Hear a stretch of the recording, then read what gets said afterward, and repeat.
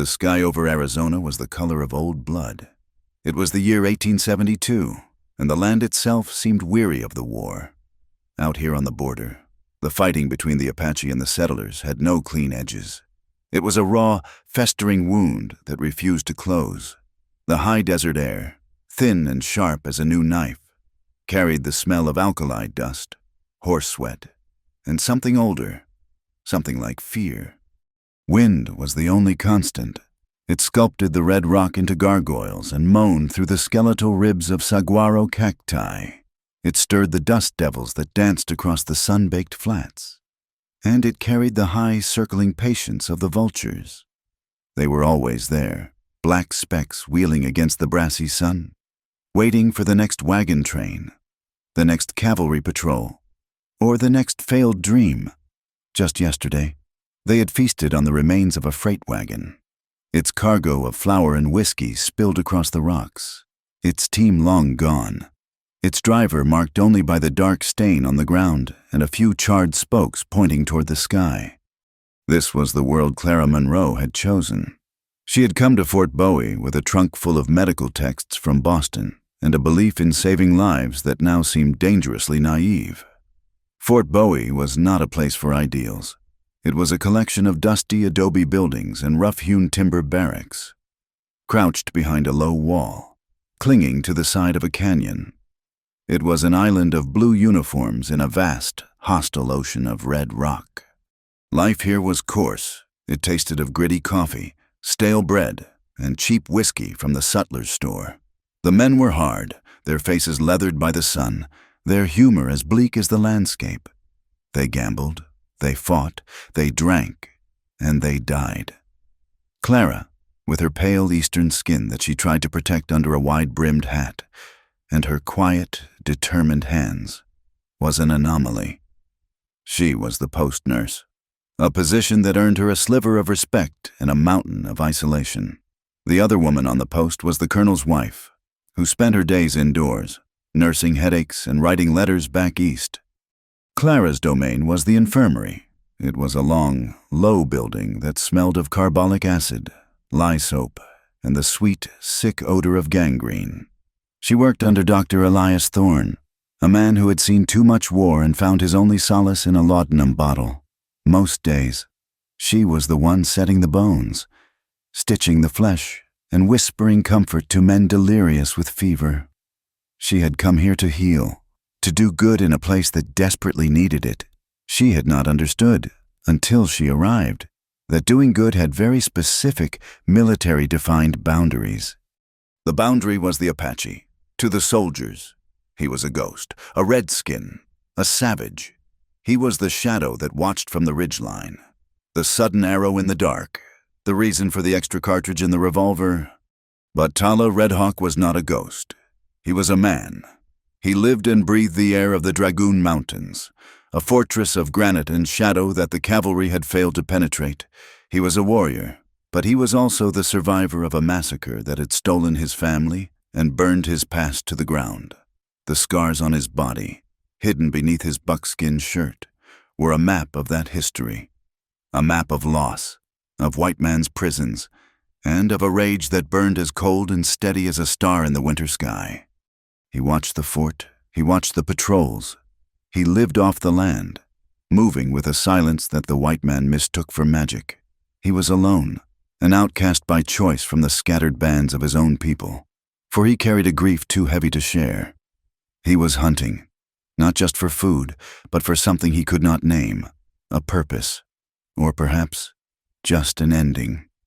The ending almost found him on a Tuesday. The day had been brutal, the heat pressing down like a physical weight. The air in the fort was thick and stale. Payday had been 2 days prior, and the whiskey was still flowing. Clara was walking from the infirmary back to her small quarters, a tin plate of stew balanced in her hands. She was tired, her shoulders aching. The sun was finally dipping, painting the western sky in those bloody, violent strokes of orange and purple. That was when she heard the shouting. It was not the usual barracks noise. This had an edge, a raw, cruel sound that made the fine hairs on her arms stand up. She followed the sound to the open square near the stables. A group of 7, maybe 8 soldiers, their blue uniforms stained with sweat and dirt, were clustered around the big cottonwood tree that served as the post's unofficial gallows. They were drunk. She could smell the sour odor of it from 20 feet away. And they had a prize. He was Apache. There was no mistaking it. He was tall, even when hunched with his hands bound behind him. He wore only a breechcloth and worn moccasins. His black hair hung long and straight, matted with dirt. His skin was the color of burnished copper. His muscles coiled and tense. A rope was already around his neck, the other end slung over a thick branch. "A good night's work, boys," shouted a corporal with a heavy mustache. "Found this one skulking by the spring. Let's see how high a redskin can dance." A cheer went up. One of the men grabbed the end of the rope, ready to haul. Clara's plate clattered to the ground. The stew splashed in the dust. She did not even notice. "Stop!" Her voice was not loud, but it cut through the drunken haze. The soldiers turned. Their faces were flushed, amused, annoyed. "Well, looky here. It's the Angel of Mercy," sneered the corporal. "This ain't your business, nurse. This is soldier's work." "You are hanging an unarmed man," Clara said, her voice shaking but gaining strength. She stepped forward. "That is not soldier's work. It is murder." "He's Apache, ma'am," another soldier said, as if that explained everything. "He'd as soon cut your throat as look at you." "And you are soldiers of the United States Army," she retorted, her eyes flashing. "Not a lynch mob. Now cut him down." The corporal laughed. "Or what, little lady, you gonna stitch us to death?" He took a step toward her, his bulk menacing. "Go on back to your pills and powders." "Corporal, what is the meaning of this?" The voice was like cracked ice. Lieutenant Howard. He was young, ambitious, and he held a particular, unrequited fondness for Clara. He was also a man who valued discipline above all else. The soldiers snapped to a clumsy, drunken attention. "Sir," the corporal stammered, We just caught this hostile." Howard's gaze swept the scene. He saw the rope, the prisoner, and finally, Clara. His face tightened. "And you decided to dispense justice yourselves without a trial, without authority?" He was not angry about the Apache. He was angry about the breach of conduct. "He's just a redskin, sir," the corporal muttered. "He is a prisoner, and he will be dealt with by the colonel," Howard said sharply. "Not by you. Cut him down." The men, sobered by the lieutenant's presence, grumbled but obeyed. A knife flashed, and the rope around the Apache's neck fell away. Tala Redhawk had not moved. He had not pleaded. He had prepared himself for the snap of his neck, for the blackness. He had focused his hatred on the blurred, shouting faces, feeding his spirit for the journey to the other side. Then he heard her voice, a woman's, white. It was a fly buzzing at the moment of his death. Irritating, irrelevant. But the buzzing had stopped the hand on the rope. Now, he stood free, though his hands were still bound. The rope burns on his neck stung. He raised his head slowly. He looked past the soldiers, past the officer, and his eyes found her. Clara met his gaze. She had expected to see animal rage, or perhaps the blank terror of a man facing death. She saw neither. What she saw was an intelligence so sharp and cold it terrified her. It was bottomless. It was a well of pure, unadulterated hatred. He looked at her as if she were a species of insect he had not yet classified, but found repulsive. And yet, beneath the hate, she saw something else, a flicker of something. It was not gratitude. It was surprise. It was a raw, burning curiosity that matched her own. He was looking at her, really seeing her, not as a woman, but as a thing, a puzzle. Why had she done it? She, in turn, saw the man, not the hostile. She saw the high, proud cheekbones, the strong line of his jaw, the faint silvering of old scars on his chest. He was not a savage. He was a man, And he was beautiful, in the way a panther is beautiful. Dangerous, perfect. The moment stretched. The desert wind blew between them, carrying the smell of the coming night. Howard, oblivious, cleared his throat. "Nurse Monroe, please return to your quarters. This is a military matter." Tala's eyes never left hers. Not until two soldiers grabbed his arms. He did not fight them. He simply went, a king being led by fools. As they dragged him toward the stockade, he looked back once, not at her, at the mountains, his home. "You were a fool." Dr. Thorne did not look up from the letter he was writing. He was in his office, the laudanum bottle half empty on his desk. Clara stood before him, having been summoned. "You interfered with military discipline," he said, his voice a dry rasp. "You embarrassed those men, and for what?" "They were going to kill him, Doctor." "He is the enemy," Thorne said, finally looking up. His eyes were milky, tired. "They are all the enemy. Have you forgotten the reports the ranchers found last month, the children from that wagon train?" "I am a nurse," Clara said, her hands clenched. "My duty is to life, not to a uniform, not to a side." "That," Thorne said, dipping his pen in the ink, "is a luxury we cannot afford out here. Miss Monroe, you saved a wolf. Do not be surprised when he returns for the sheep. You are confined to the infirmary and your quarters for 3 days, to reflect on your duties." Clara turned and left. The reprimand was sharp, but it was the isolation that stung more. As she crossed the compound, the soldiers she passed, men whose wounds she had tended, turned their heads. They would not meet her eyes. She was the squaw doctor, the one who had saved the enemy. Tala Redhawk did not stay in the stockade for 3 days. He did not even stay for 3 hours. The stockade was built to hold drunken soldiers, not an Apache warrior. The lock was old, the wood rotten. By midnight, he was gone. He melted into the rocks of the canyon, a shadow among shadows. The alarms rang, but they were a joke. The soldiers might as well have been chasing the wind. Clara heard the bells from her small cabin. She lay awake, staring at the cracks in the ceiling, listening to the shouts and the pounding boots. She felt a strange, cold relief. He was gone. The wolf was free. She did not know if she had done the right thing, but she knew she could not have done anything else. She must have slept. When she woke, the fort was quiet. The sun was not yet up, but the first gray light of dawn filtered through her window. She rose to light her small stove, to make coffee, and she saw it. It was lying on her doorstep, just inside the threshold, as if placed there by a hand that did not need to open the door. It was an arrow, simple, fletched with hawk feathers, but tied just above the sinew wrapping was a small, torn piece of white silk. It was fine, finer than anything in this fort. It looked like it had come from a lady's dress. Clara picked it up. Her fingers trembled. It was not a threat. She knew that, instinctively. A threat would have been in her wall, or in her chest. This was a token, a message. He had been here. He had stood right outside her door while she slept. He could have killed her. He had left this instead. She held the arrow, the smooth wood cool against her palm. She did not know the sign for a blood debt forgiven. She only knew that a man who hated her, a man who had every reason to hate her, had spared her.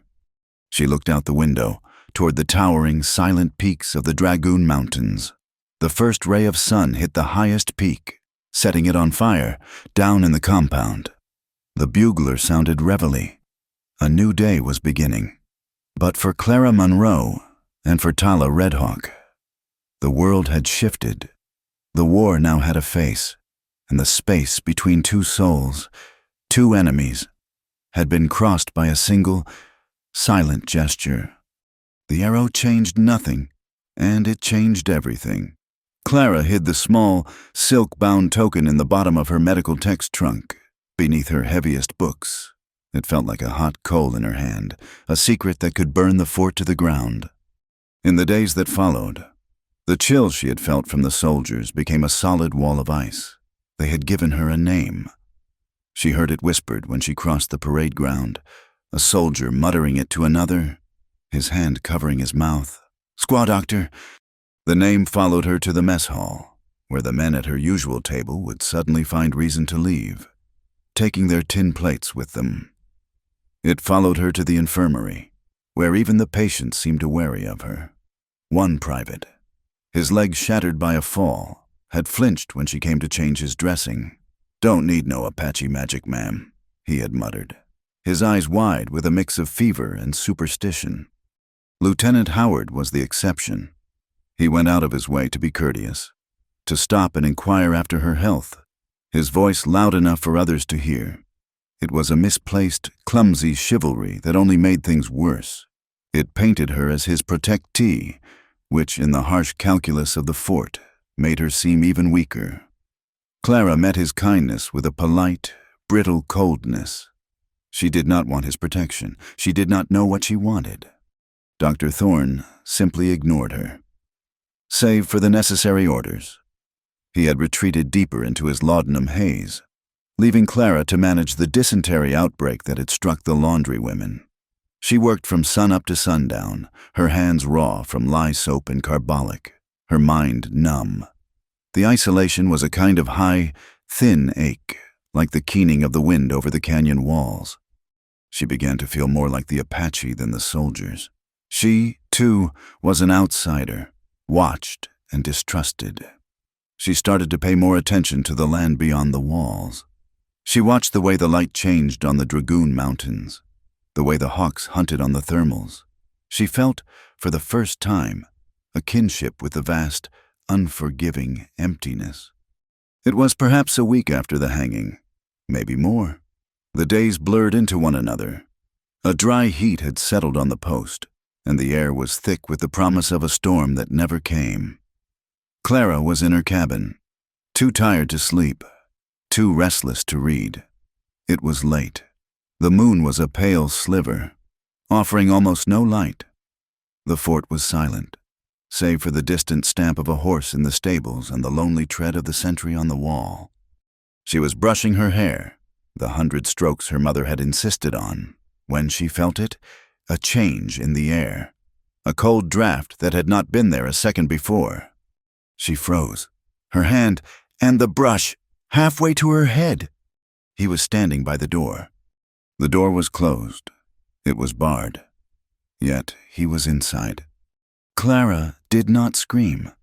The breath simply locked in her throat. He was a cutout of absolute darkness against the faint light of her single candle. He was taller than she remembered, filling the small space of her room with a presence that felt like a predator. She could see the faint glint of his eyes in the gloom. He made no move. He just stood there, watching her. "How?" she whispered, her voice a dry rasp. "Your door is loud," he said. His voice was not, it was low, like rocks grinding together deep under the earth. The man on the wall walks the same path. He looks south for 10 breaths and north for 10. You are poorly guarded. She stood up slowly, her dressing gown a thin white shield. The brush fell from her hand, hitting the wooden floor with a dull thud that sounded like a gunshot in the silence. "What do you want?" He took a step. She saw that he was gaunt, his ribs showing faintly under his copper skin. He looked tired. "You saved my life." Yes. Why?" The question hung in the air. Clara had no answer, not one that would make sense to him. "They were drunk. It was wrong." He made a small sound, almost a laugh, but with no humor in it. "Wrong. The white man brings many new words. My people are being hunted, and your officer calls it wrong. It is a small word." "What do you want?" she asked again, pulling the neck of her gown tighter. "You have a debt. I have paid it." He gestured to the floor, as if he knew where she had hidden the arrow. "Now, I give you a gift." He moved again, flowing out of the shadows and toward her small window. He pointed. "You see the low pass? There." She joined him, keeping a careful distance. She looked out. The mountains were a black, jagged line against the starry sky. I see rocks. Tomorrow, 3 hours after the sun is at its highest, 10, maybe 12 men. They ride from the north, not soldiers. What? Bounty hunters, from Tucson. They have paper that promises them gold for Apache scalps. He said the word scalps with a cold flatness. They know where a small band is hidden. Old men, women, children. They plan to collect. Clara felt a cold sickness in her stomach. You know this. How? I hear the wind, he said. And the wind hears the stupid boasts of white men in cantinas. They will ride through that pass. He turned his head, his eyes fixing on her. They will be slaughtered. The families. I mean, not the hunters. My God, she whispered. You must tell someone. I am. He said it without irony. Me. The absurdity of it hit her. What can I do? I am a woman, a nurse. You are the squaw doctor, he said, using the name without malice. As a simple fact, you stopped 8 soldiers. Perhaps you can stop 12 hunters. The colonel, she began. Your colonel signed the scalp papers. His name is at the bottom. He offers $50 for a warrior, 20 for a woman, 10 for a child. The words hit her like a physical blow. She stumbled back, feeling for her chair. No, that is a lie. You have a horse, Tala said, ignoring her protest. I have seen you ride it. You can ride north. You can warn them. Warn who? The soldiers? The hunters, he said, a flicker of impatience in his voice. Tell them their plan is known. Tell them the Apache warriors are waiting. Tell them anything. You lie well, like all white people. And if I do not? Then the blood of those children will be on your hands, as well as his. He pointed at her, his finger a rigid spear. Clara looked down at her hands, half expecting to see them stained red. Why me? Why trust me? You saved my life, he said again, as if it were the answer to everything. You had no reason. You gained nothing. You lost much. He glanced around her small, bare room. You are not like them. He turned and was at the door. Wait, she called. He paused. How will I find them? You will not, he said, but they will find you. Ride north of the pass. Make a fire. They will come. And then, as if the shadows had simply reclaimed him, he was gone. The bar was still on the door. The night was silent again. But the room was full of his smell, of smoke and dust, and the wild, clean scent of the high rocks. Clara did not sleep. She sat in her chair, the cold seeping into her bones, her mind a warring, chaotic battlefield. He had lied. The colonel could not sanction such a thing. It was murder. And yet she thought of the ranchers found without their hair. She thought of the hate-filled faces of the soldiers. She thought of the casual cruelty of this land. If she went to the colonel, what would she say that a ghost had appeared in her room? An Apache, the escaped prisoner? She would be locked in the infirmary, or sent back east on the next supply wagon as a lunatic. If she did nothing, the children, 10 for a child. Her conscience, the very thing that had brought her west, was now a trap. To obey her orders, to be loyal to the fort, was to be complicit in a massacre. To follow her conscience was to betray everything she was supposed to represent. It was treason. The bugle call for dawn was a violation. It shattered the stillness, calling the world back to its ugly, sharp-edged reality. Clara had made her choice. She reported to the infirmary as usual. She changed dressings, dispensed quinine, and forced broth down the throat of the feverish private. Dr. Thorne was in his office. His door closed at noon. She ate her small meal of hardtack and salt pork, her stomach churning. At 1 o'clock, she went to the stables. The stable hand was a young private who still had pimples. I need my horse. Private, she said, her voice calm. Ma'am. I am going to the creek. to gather herbs. It was a flimsy excuse, but the best she had. The private looked nervous. "Lieutenant Howard left orders. Ma'am, that you are not to leave the fort." "Lieutenant Howard is not my commander. Private. Dr. Thorne is, and he has given me permission." It was a flat lie. The boy wavered. She was an officer, in her own way. He was just a private. He sighed and went to saddle her mare, a small, sturdy buckskin. She rode out of the main gate. The sentry nodded to her. He had seen her go on her herb-gathering trips before. She kept the horse to a slow walk until the fort was a small, dusty square behind her. Then she urged the mare into a canter, heading north, toward the low pass in the hills. The land was empty, vast. She felt terribly small, a single white speck against the enormous red canvas. She found the pass, just as he had described it. She rode a mile past it, into a small arroyo. There, she dismounted. Her hands were shaking so badly she could barely strike a match. She gathered dry brush, and soon a thin, greasy plume of smoke was rising into the still afternoon air. She waited. For an hour, nothing, just the buzz of insects and the thud of her own heart. Then they came, not from the pass, but from the rocks above her. 12 of them. Hard men with harder eyes. They were not soldiers. They wore mismatched clothes, their belts heavy with pistols and knives. A few had ugly, fresh scalps hanging from their saddle horns. The leader was a big man with a beard the color of dried blood. He spurred his horse forward, stopping just yards from her. He spat a stream of tobacco juice into the dust. Well, what we got here." His eyes roamed over her, and Clara felt suddenly naked. "You lost, little lady?" "No," Clara said, her voice high. "I am here to warn you." The man laughed. "Warn us." "The Apache, they know you are coming. They are waiting for you. It is a trap." The man's amusement vanished. His eyes narrowed. "Who told you that?" I heard." "You heard?" He dismounted, his boots heavy on the ground. He walked toward her, coiling his horse's reins in his hand. "You hear things, do you?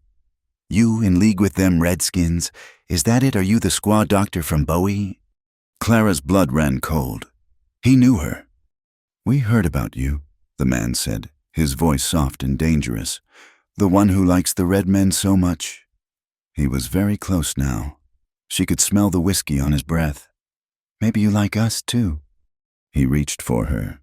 A sound like a whip crack echoed through the arroyo. The man's head snapped back. A small, dark hole appeared in his forehead. He stood there for a second, his face a mask of stupid surprise. And then he crumpled into the dust. For a heartbeat, there was silence. Then the world exploded. Gunfire erupted from the rocks above. Arrows hissed through the air. The bounty hunters, caught in the open, panicked. Horses screamed and reared. Men shouted, firing blindly. Clara dove behind her mare as 2 more hunters fell from their saddles. She saw him then. Tala. He was on a ledge, his rifle in his hands, firing with a calm, deadly precision. He was not alone. 5, maybe 6 other Apache warriors were with him, appearing and disappearing like spirits among the rocks. It was an ambush. He had lied. He had not sent her to warn the hunters. He had sent her to bait the trap. The realization was a punch to the gut. She was a tool, a piece of bait. The fight was over in minutes.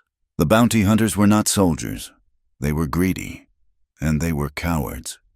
The survivors, 4 of them, turned their horses and fled, riding hard for the open desert.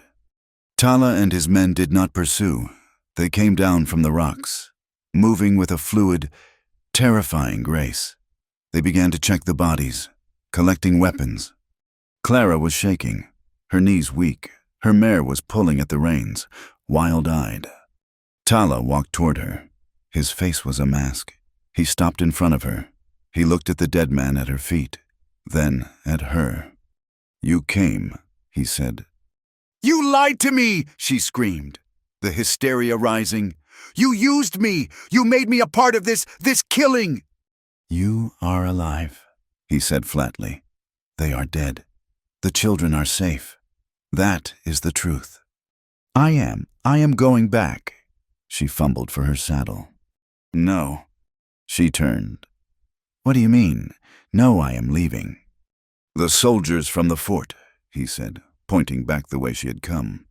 A column of dust was rising, still miles away, but coming fast.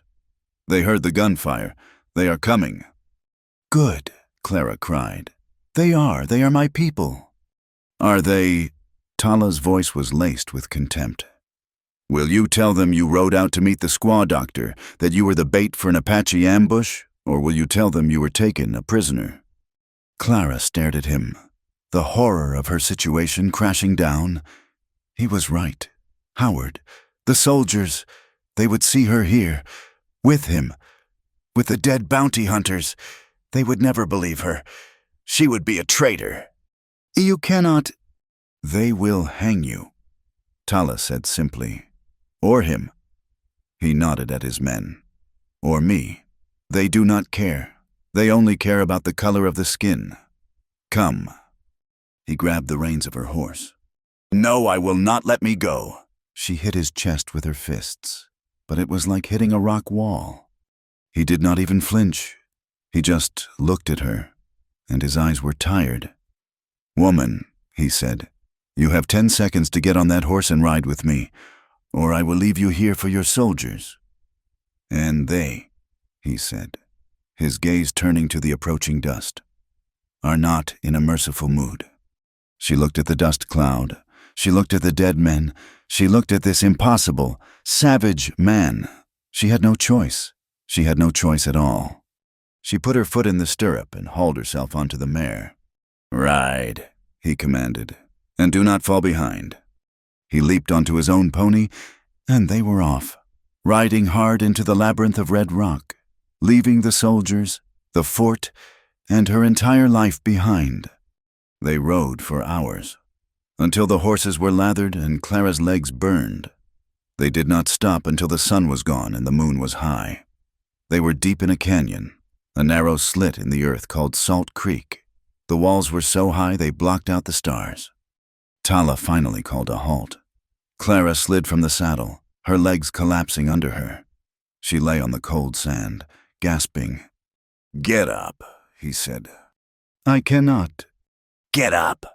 He pulled her to her feet roughly. We must be higher. He half dragged, half carried her up a narrow trail to a small cave, barely a hollow in the rock. Their horses were left below, hidden in a thicket of willow. We are safe here, she whispered, her teeth chattering. No, he said. We are only hidden, for now. He lit a small, smokeless fire, using a drill and a piece of dry wood. The small flame cast huge, dancing shadows, and it was in that flickering light that she saw he was hurt. A dark stain was spreading across his left shoulder. He had been shot. You are wounded, she breathed. It is nothing. He turned away from her, his back rigid. Do not be a fool, she snapped, her nurse's training taking over, cutting through her fear and her anger. Let me see it. No. I am a nurse, you brought me here. The least you can do is let me stop you from bleeding to death. Now, sit down. To her amazement, he hesitated, and then he sat. He gritted his teeth as he shrugged out of his buckskin shirt. Clara gasped. The firelight played over his back and shoulders. It was a roadmap of brutality. Old scars, long and white, from a whip, crisscrossed his back, but there was more. On his right shoulder, there was a puckered, star-shaped burn. A brand, she whispered, her hand rising to her mouth. His head snapped up, his eyes blazing. Do not, he said, his voice a low growl. Do not look. It is a U.S. brand, she said, her voice numb, from a military prison.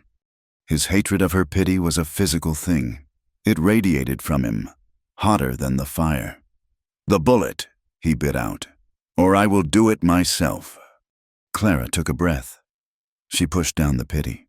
She pushed down the horror. She became the nurse again. "The bullet is still in. It went in the back of the shoulder. It is deep. I have to get it out." "Then get it out." I have nothing. My medical bag is at the fort." He grunted, then reached for his own leather pouch. He pulled out a long, wicked-looking knife. "This," he said, "and this." He handed her a small flask of whiskey. "I cannot," she said. "This is—" "You will," he said, "or I will die, and they will find you here with my body, and they will take you. Do it." She looked at the knife. She looked at his back, at the raw, bleeding hole. She took the flask, uncorked it, and poured a stream of whiskey over the wound. Tala did not make a sound, but his entire body went rigid, his hands clenched into fists, his nails digging into his own palms. "I am sorry," she whispered. She poured more whiskey over the knife, heating the blade in the fire until it glowed. "Do not be sorry," he hissed. "Be fast." She took the knife. She put her left hand on his good shoulder to steady him, her skin against his. She felt the heat of him, the coiled power, and she began to cut. He threw his head back. A single ragged sound tore from his throat, more animal than man, but he did not move. Clara worked, the world narrowing to the small circle of firelight, the glistening muscle, the probe of the knife. She was sweating. She was crying, but her hands were steady. She found it, the small, deformed piece of lead. She prized it out. "It is done," she breathed. She had nothing to bandage it with. Without thinking, she grabbed the hem of her own petticoat and ripped a long, clean strip of cotton. She began to wrap it around his shoulder, her fingers brushing his chest. He was burning with fever, or with rage. She could not tell. He watched her, his black eyes unreadable. There was fear. Yes, but there was a deep, abiding contempt. Too, he loathed this. He loathed needing her. And she, in that moment, was furious at him. Furious for his refusal of her help, for his stupid pride, for dragging her into this nightmare. "You hate me," she said, pulling the knot tight, maybe tighter than she needed to. He looked at her, his breathing harsh. "I hate this." "You would rather be dead." "I would rather not be touched by you." The words stung. "Then you should have let me go," she said, her voice cold. "You should have let my people find me." "Perhaps I should have," he said. He started to stand, but the blood loss had made him weak. He swayed. She caught him. Her arms were around him, his bare, scarred chest against her dressing gown. For a moment, they were just two people, clinging to each other in a dark cave. He pushed her away, his strength returning with a surge of adrenaline.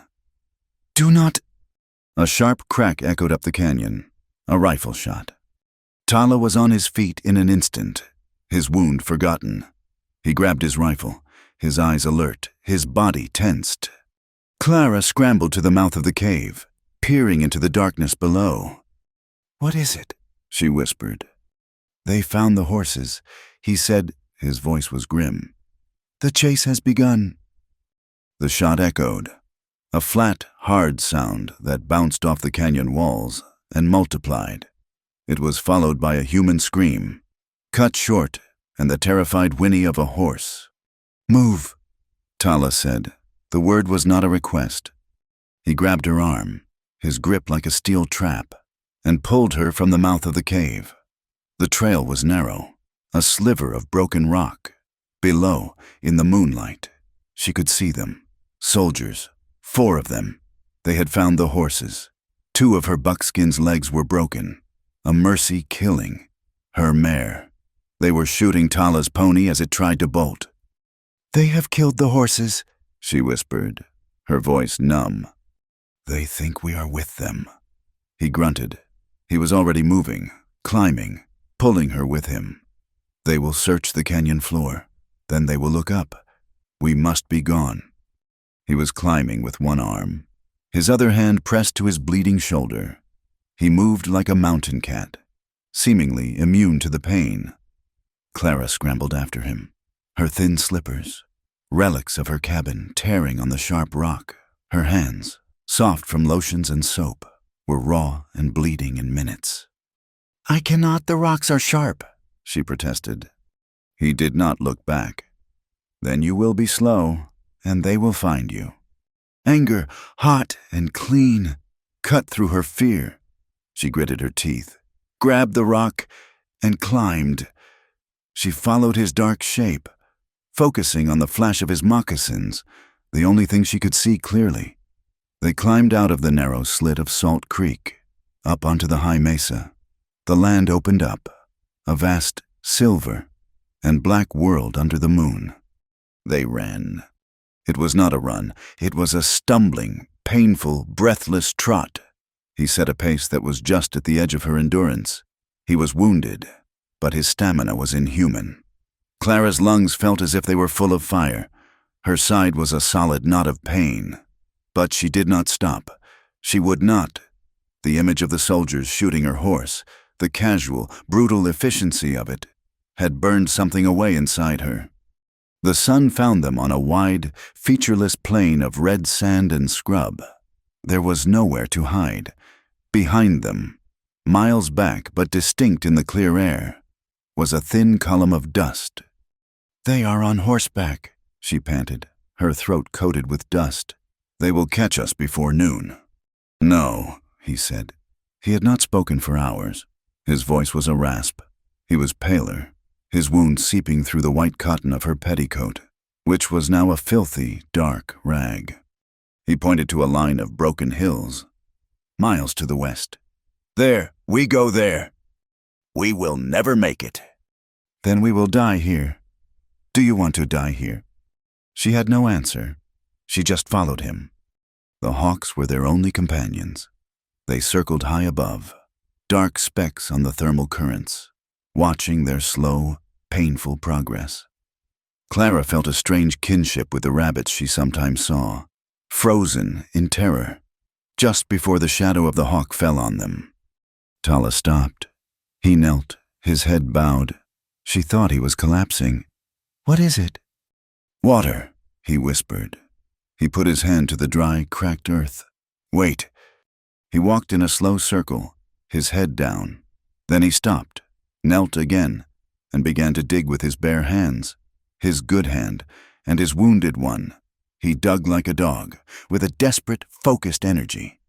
Clara watched, thinking he had gone mad. "There is nothing there."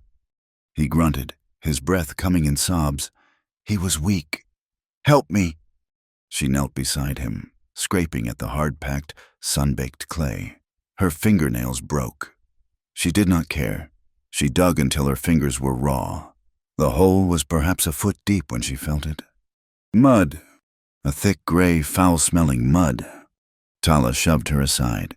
He dug faster, and a small, pitiful puddle of brackish water seeped into the hole. It was the color of coffee and milk. He plunged his face into it and drank. He drank like a dying animal, his throat working. Then he sat back, his chest heaving. "Drink." Clara looked at the muddy hole. She looked at the parasites, small wiggling things. She could see in it. "I cannot." "Drink," he ordered, "or your body will fail." She closed her eyes, lowered her head, and drank. The water was salty, warm, and thick. It tasted of earth and of decay, but it was wet. It coated her throat, and she felt a small, immediate surge of strength. He tore another strip from her ravaged petticoat, dipped it in the water, and bound it around his head. Then he looked at her. She was a ruin. Her fine Boston hair was a matted tangle of twigs and dirt. Her dressing gown was torn to ribbons. Her feet, in their shredded slippers, were bloody. But her eyes were not defeated. They were wide, blue, and blazing with a mixture of terror and fury. "You are strong," he said. It was not a compliment. It was a statement of fact. For a white woman. "Do not," she panted. "Do not talk to me. Just walk." He almost smiled. It was a terrifying expression, a pulling back of his lips from his teeth. He stood up. "Come, the hawks are getting impatient." They reached the hills as the sun was at its zenith. The rocks were too hot to touch. They found a shallow overhang, a slice of shadow, and collapsed. The dust cloud of the soldiers was closer now. They were methodical. They were not fast, but they were not stopping. "They will rest their horses," he said. His eyes were closed, his breathing shallow.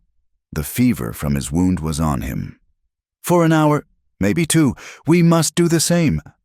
Clara watched the dust. She watched him. His face, in the clear, harsh light, was a map of contradictions. It was brutal, with the high, sharp cheekbones and the unbroken line of his nose. But his mouth, in repose, was softer than she had expected. His eyelashes were long, like a child's, resting on his skin. He was beautiful. The thought shocked her. She looked away, her face burning. She was exhausted, terrified, and she was noticing the beauty of the savage who had kidnapped her. She was going mad. "My horse," she said, her voice small. "What?" he whispered, his eyes still closed. "My mare, Jenny, they shot her. Why did they shoot her?" "You ride with a loose rein," he murmured, his words slurring with fever. "You let her have her head. You trust her. That is why you fell behind. You must guide, not ask. You were watching me ride at the fort." "I watch everything." He was delirious, but the observation was sharp and true. She had ridden like an Eastern lady. Out here, you rode like you were part of the horse. "You must ride like you are an arrow," he whispered. "Let the horse be the bow, just one thing." She looked at him, this man who was her enemy, who was wounded and dying, and who was, in his delirium, giving her a riding lesson. "How is your shoulder?" "It is hot." "Let me look." He did not protest. He was too weak. She gently unknot the filthy bandages. The wound was angry. It was red, swollen, and pus was oozing from the edges of her crude stitches. It smelled. "It is infected," she said, her professional tone returning. "I have to clean it." "With what?" She looked around. The desert offered only rock and sun. "With the water." She took the last of their muddy water in her cupped hands. "This will hurt." "Everything," he panted, "hurts." She poured the gritty water into the wound. He stiffened, a low groan escaping his lips, but he did not cry out. She used her fingers, as gently as she could, to clean away the pus. She pressed the edges of the wound, forcing more of the infection out. "It needs a poultice," she murmured to herself. He fumbled in the small pouch at his belt. He pulled out a pinch of dry, greenish-gray powder. "This." "What is it?" "Yarrow and sage. Put it on." She did. She packed the green powder into the wound, and it seemed to an instant cooling effect. The angry red flush seemed to lessen. She tore the last clean strip from her petticoat and bound him tightly. He lay back, his breathing easier. "You are a good medicine woman," he said. "And you are a terrible patient," she replied. The truce, fragile as it was, held for an hour. Then the dust cloud moved. "They are coming," she said. He opened his eyes. The fever had receded, but he was weak. He looked at the soldiers. He looked at her. "This is as far as I go," he said. "What? No. You can make it. The hills—" "I will slow you down. They will catch us both. Go!" "Go where I am. I cannot leave you." "Why not?" His voice was cold again. "I am the savage. You are the white lady. Your people are coming. Go to them. Tell them I took you. Tell them you fought. They will believe you. They will call you a hero." "I will not," she said. "You are a fool." He pushed himself away from her. "Go." "No." He stared at her, his black eyes trying to understand. "They will kill me." And they will not be gentle with you. They will see you with me. They will think you are my woman." Clara blushed, a deep, painful red. "I do not care. I will not leave a wounded man." Even an Apache. He studied her face for a long time. Then he nodded. "Then we do not run. We hide." He pointed up. The rocks above them were a jumble of broken granite, a maze. "We climb. They their horses cannot follow. They will not look up. They look for tracks. On the ground." It was a desperate, terrible climb. He was a dead weight. She was pushing him, pulling him, her small frame straining. He was guiding her, his voice a hoarse whisper. "There, that handhold. No to the left." They reached a small, high cave, a pockmark in the cliff face, just as the soldiers entered the base of the hills. They huddled inside, in the dark, watching the blue uniforms, ants in the canyon below. Lieutenant Howard was with them. Clara saw his officer's hat. He was pointing at the ground. At their tracks, they followed them, right to the overhang where they had rested. They are right below us," she whispered, her voice trembling. "Be still." Tala breathed. His hand found hers in the dark. His grip was weak, but it was there. He was telling her to be silent. They heard the voices. They were faint, carried on the wind. "Our tracks go in, sir, but they do not come out." "Must have climbed. Search the rocks." "No," Howard's voice. "He is Apache. He would not climb. He would run. He is leading us into a trap. We go around. We will catch them on the flats." The soldiers milled, confused. Then they mounted up. They rode out of the hills, heading west, picking up the flat ground. Clara let out a breath she did not know she was holding. She began to laugh, a wild, high-pitched, hysterical sound. Tala's hand, the good one, clamped over her mouth. "Quiet! They leave a rear guard!" She stopped, her body shaking. He was right. 2 soldiers had remained, hidden in the rocks at the mouth of the canyon. "They will wait until dark," he whispered. "We wait here." The rest of the day was a new kind of hell. The sun beat on the cliff face, turning the small cave into an oven. They had no water. They sat in the suffocating heat, in silence, their bodies pressed together. Clara was aware of him, of the heat of his fevered skin, the smell of his wound, of the man. He was no longer a savage. He was a person. He was Tala. The sun finally set. The desert night, with its sudden, shocking cold, fell like a blanket. The wind picked up, and it was a cold, salty wind. It moaned through the rocks, and it carried the stars, which were so close, so bright, they looked like holes punched in a black ceiling. "They are gone," he said. His voice was thick. "I think I am cold," she said. Her teeth were chattering. He was shaking, too. The fever and the cold were a terrible combination. "Here." He pulled her against him. His body was hot, too hot. He was burning up, but he was solid. He wrapped his good arm around her, pulling her back against his chest.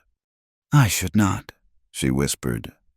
"We will die of cold," he said. "Do not be a fool."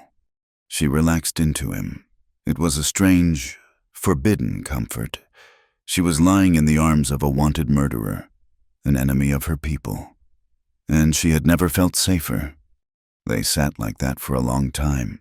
The wind howled, and in the dark, he began to speak. "The brand," he said, his voice a low rumble against her back. "You saw it?" "Yes." "Fort Verde, 2 years. I was a scout. For your soldiers." "A scout?" "Yes, I thought we could live together. I showed them the passes. I hunted for them." He was quiet for a long time. Then the new colonel came. He said all Apache are dogs. He had us arrested, all the scouts. He said we were spies. He branded us, like cattle. Clara closed her eyes. The image of it, the hot iron, the smell of burning flesh, making her sick. I escaped, he said. I ran back to my people, to the reservation at Camp Grant. I told them the white man cannot be trusted. They did not believe me. They wanted peace. He stopped. His body was shaking, but not from the cold. It was a deep, racking tremor. The next month I was hunting in the hills. I saw the smoke. I ran back. His voice broke. It was not a sob. It was a dry, terrible sound, like rock breaking. They were all dead.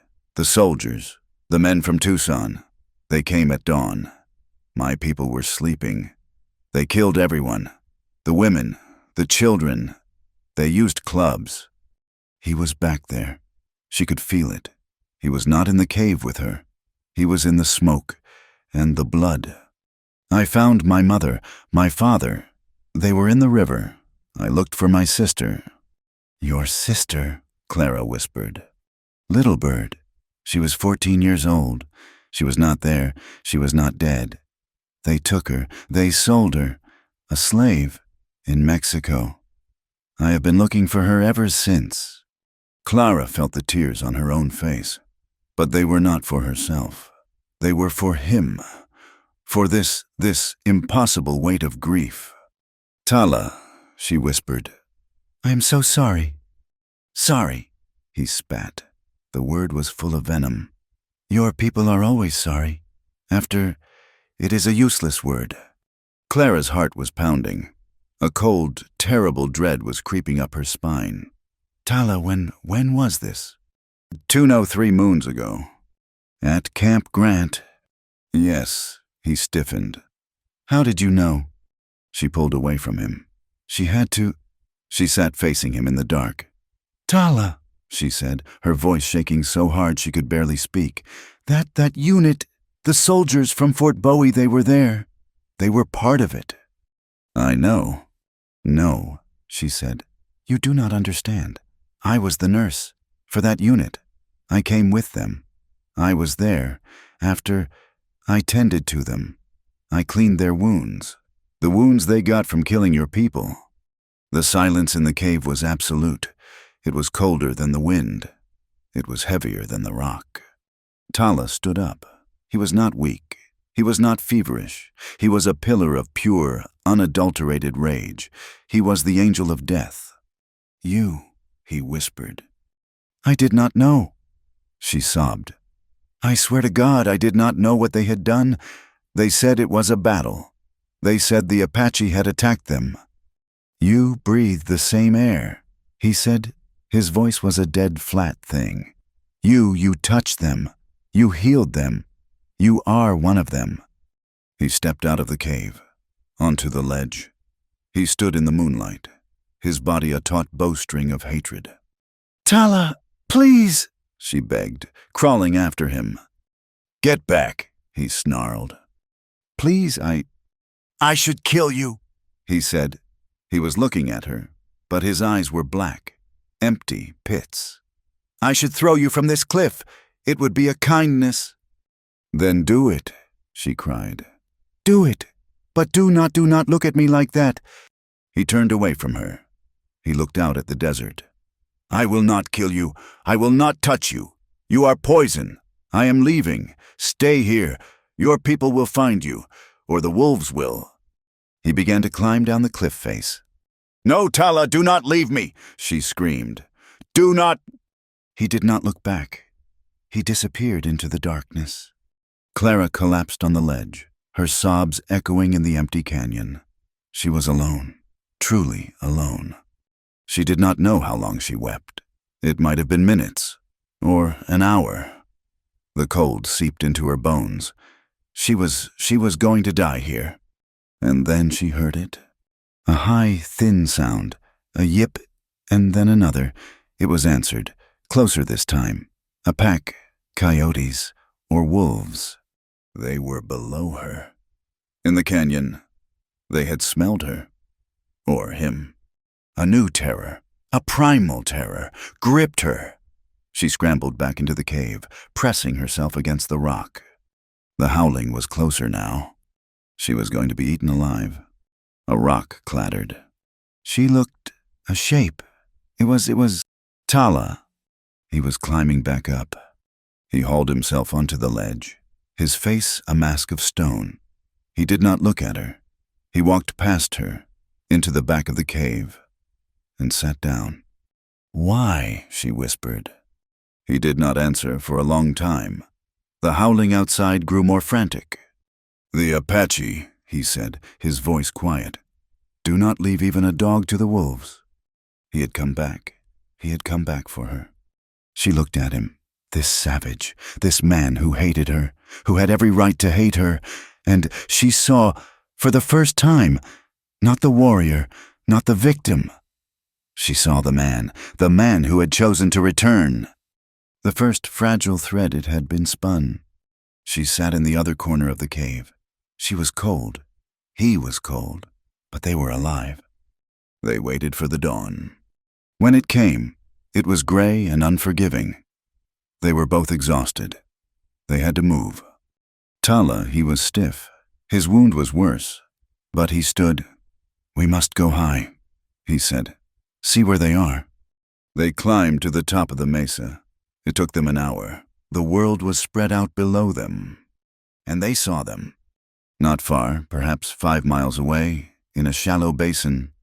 "Fires! Dozens of them!" It was not the small patrol. It was the whole damned army.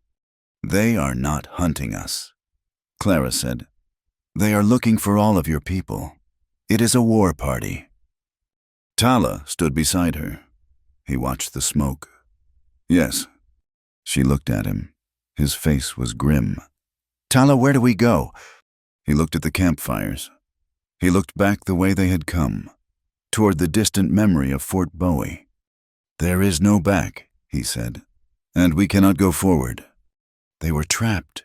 2 enemies, 2 survivors, 2 people with no place left to go. The desert had them. They did not stay on the high mesa. To stay was to be seen, and to be seen was to die. The army camp below was a city of canvas and smoke, and Tala watched it with a cold, calculating eye. He was weak. His wound was a hot, pulsing fire on his shoulder, but his mind was clear. "We go," he said, his voice a dry rasp. Clara had expected him to turn east, back toward the brutal, empty wilderness. Instead, he turned north, walking along the high rim of the canyon. He was looking for something. He found it as the afternoon light began to fail. It was not a trail.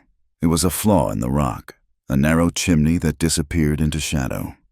"Here," he said. "That is a grave," Clara said, her voice hollow. "We cannot climb down there." "We can," he said.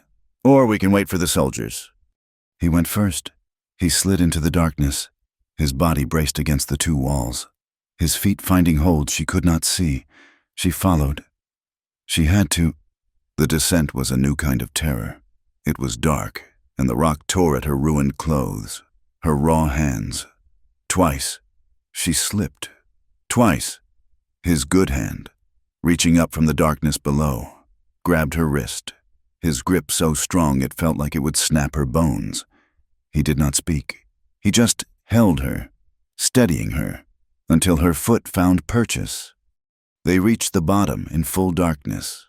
They were in a narrow, dry riverbed, a wadi floored with sand that muffled their steps. They walked all night. He set a punishing pace. He seemed to draw strength from the darkness, while she, a creature of light and order, stumbled and fell. He would wait, a dark shape in the gloom, until she picked herself up, and then he would move on. There was no pity in him. There was only the brutal, forward momentum of survival. For 2 days, they moved like ghosts. They traveled at night and hid during the day, sleeping in shallow scrapes under thorny acacia trees. They had no food, and the only water was the brackish, muddy water he had found, which they carried in her single, torn slipper. He had forced her to abandon the other. On the 3rd day, Clara collapsed. Her body, pushed beyond every limit she had ever known, simply stopped. "I cannot," she whispered, her face pressed to the hot sand. I am finished. Leave me. He stood over her. She watched his moccasins, waiting for them to walk away. She waited for the silence. He did not walk away. He knelt. He touched her face, his fingers rough, his hand, for all its strength, surprisingly gentle. He was checking for fever. Not yet, he said. He left her. She lay there, drifting, not caring if she woke. She woke to the smell of smoke. He had built a fire, a small, almost invisible fire, in a deep hole, shielded by rocks. He was holding something over it. A lizard. It was skinned and spitted on a sharp stick. Eat, he said. She had seen ladies faint at the sight of a mouse in Boston. She took the lizard. She ate the charred, tough meat, and it was the best thing she had ever tasted. The meat gave her the strength to walk another mile, and at the end of that mile, he stopped. Water, he said. She could smell nothing but dust, but he turned, walking up a small, rocky draw, and there, at the base of a high cliff, was a thin green line of willow trees, a spring. It was barely a trickle, but it was clean, and it was cold. Clara wept. She put her face in the water and drank until she was sick. Then she drank again. Not so fast, Tala said. He was already cleaning his wound. The yarrow poultice had drawn out the worst of the infection, but it was still a raw, ugly thing. We can stay here, she asked. For a time. He said, we are hidden. The army is west. This place is east. They made a camp. It was a miserable thing. A hollow under a rock overhang, shielded by a pile of dead brush he had arranged. But it was a home. It was the first time in days she had not been moving. The rules of survival changed. Here, it was not about endurance. It was about patience. He was weak. His body needed to heal. She, in turn, was weak with hunger. I will teach you to hunt, he said. I cannot kill, she started. Then you will starve, he said flatly. He showed her how to make a snare, a simple loop of fiber, hidden in a rabbit run. It was tedious. She had to sit for hours, unmoving, just to find the path. He showed her how to read the faint scratches in the dirt. The first time she checked the snare, it was empty. The second time, it held a small rabbit. It was alive. It was twisting, its eyes wide with terror. I cannot, she whispered, her stomach turning. Give it to me. He took the rabbit. He killed it with a single sharp twist of his hands. His face was blank. He felt nothing. You must learn this, he said. I am still wounded. I cannot hunt for both of us. He taught her how to skin it. Her hands, the hands of a nurse, were slick with blood, but she did it. He did not want to risk a fire. Not yet. The smoke, he said. It travels. He found flat, black stones. He made a hole, a shallow grave in the sand. He made a tiny, smokeless fire of dry mesquite roots at the bottom, heating the stones until they shimmered. He wrapped the pieces of rabbit in wet leaves he had gathered from the spring. He placed the meat between the hot stones, and then he buried the entire thing. We wait, he said. Hours later, he dug it up. The smell was wonderful. The meat was pale and tender and steamed. It fell off the bone. They ate in silence. The silence between them was heavy. It was filled with the ghosts of Camp Grant. He hated her. She knew he did. He hated her for being white, for being one of them. And yet he had come back for her. He was teaching her. He was feeding her. One evening, as the sky turned purple, she was cleaning the bandages in the spring. He was sitting on a rock watching her. Why did you come here? He asked. His voice was quiet. I am a nurse, she said. Boston is far. He said, why leave your home? She stopped washing. She looked at her hands in the water. I studied medicine. She said, I wanted to heal people. I believed in it. Then the war came. Your white man's war, he said. Yes, I worked in a hospital in Washington. I saw what men do to each other. For a flag, for an idea. And I hated it. I could not be a part of it anymore. I thought if I came west I could do good. Away from the politics. Away from the war. He made that sound. The dry, harsh laugh. You run from your people. The word stung. She turned. Yes, she said, her voice sharp. I ran, because they are wrong, because they kill for reasons I do not understand. She took a breath. And you were cast out by mine. She pointed to his branded shoulder. And your own people did not believe you when you warned them. You are as alone as I am. We are not so different. The silence that followed was new. It was not hatred. It was not anger. It was a kind of shocked recognition. He was an exile. She was an exile. Two lost souls, hiding by a spring. He looked away first. He stood. The night gets cold. He said, we need more wood. The routine of their life was simple. They ate, they slept, they watched. His wound began to heal. The flesh knit together. Her hands toughened. Her skin turned brown. She learned to move quietly. She learned to listen to the wind. But the desert was not done with them. The brackish water, the strange food, the exposure, it had a cost. She woke one night shivering. The fire was low, but she was freezing. A deep, bone-chilling cold. Tala, she whispered. He was awake in an instant. He touched her forehead. His hand was cool. She was burning. Fever, he said. By morning, she was delirious. She was back in Boston. She was talking to her mother. She was in the hospital in Washington. Tala watched her. This was not a bullet. This was not a knife. This was a poison in the blood. He did not know how to fight it. He did what he could. He brewed a bitter tea from willow bark. He forced it down her throat. He bathed her face with cool water. But the fever grew. That night, she began to shake. A violent, racking shudder. Her teeth were chattering so hard he thought she would break them.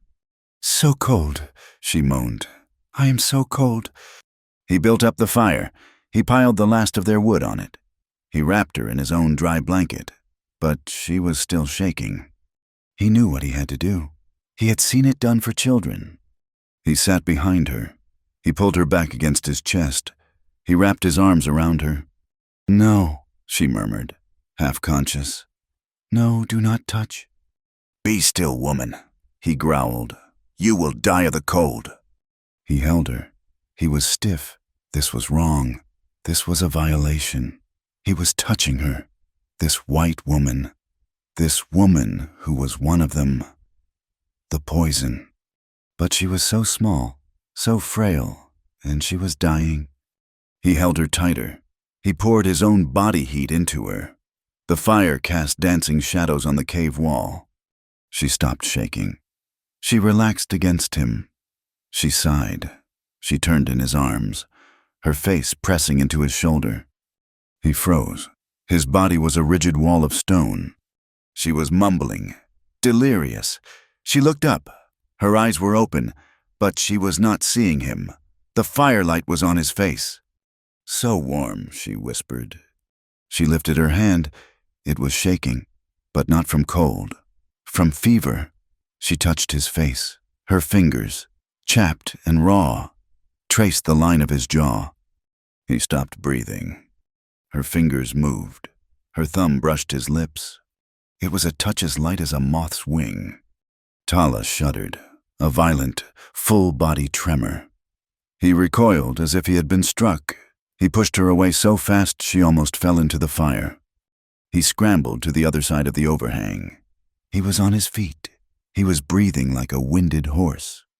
Clara was blinking, the fever receding for a moment, replaced by confusion. What is it? He was staring at her. His eyes were black pits of terror. Not of her, of himself. Woman, he said. His voice was a low, strangled rasp. You will make me sin before God himself. He turned and punched the rock wall. His fist hit the granite with a sick thud. He did not cry out. He was trembling.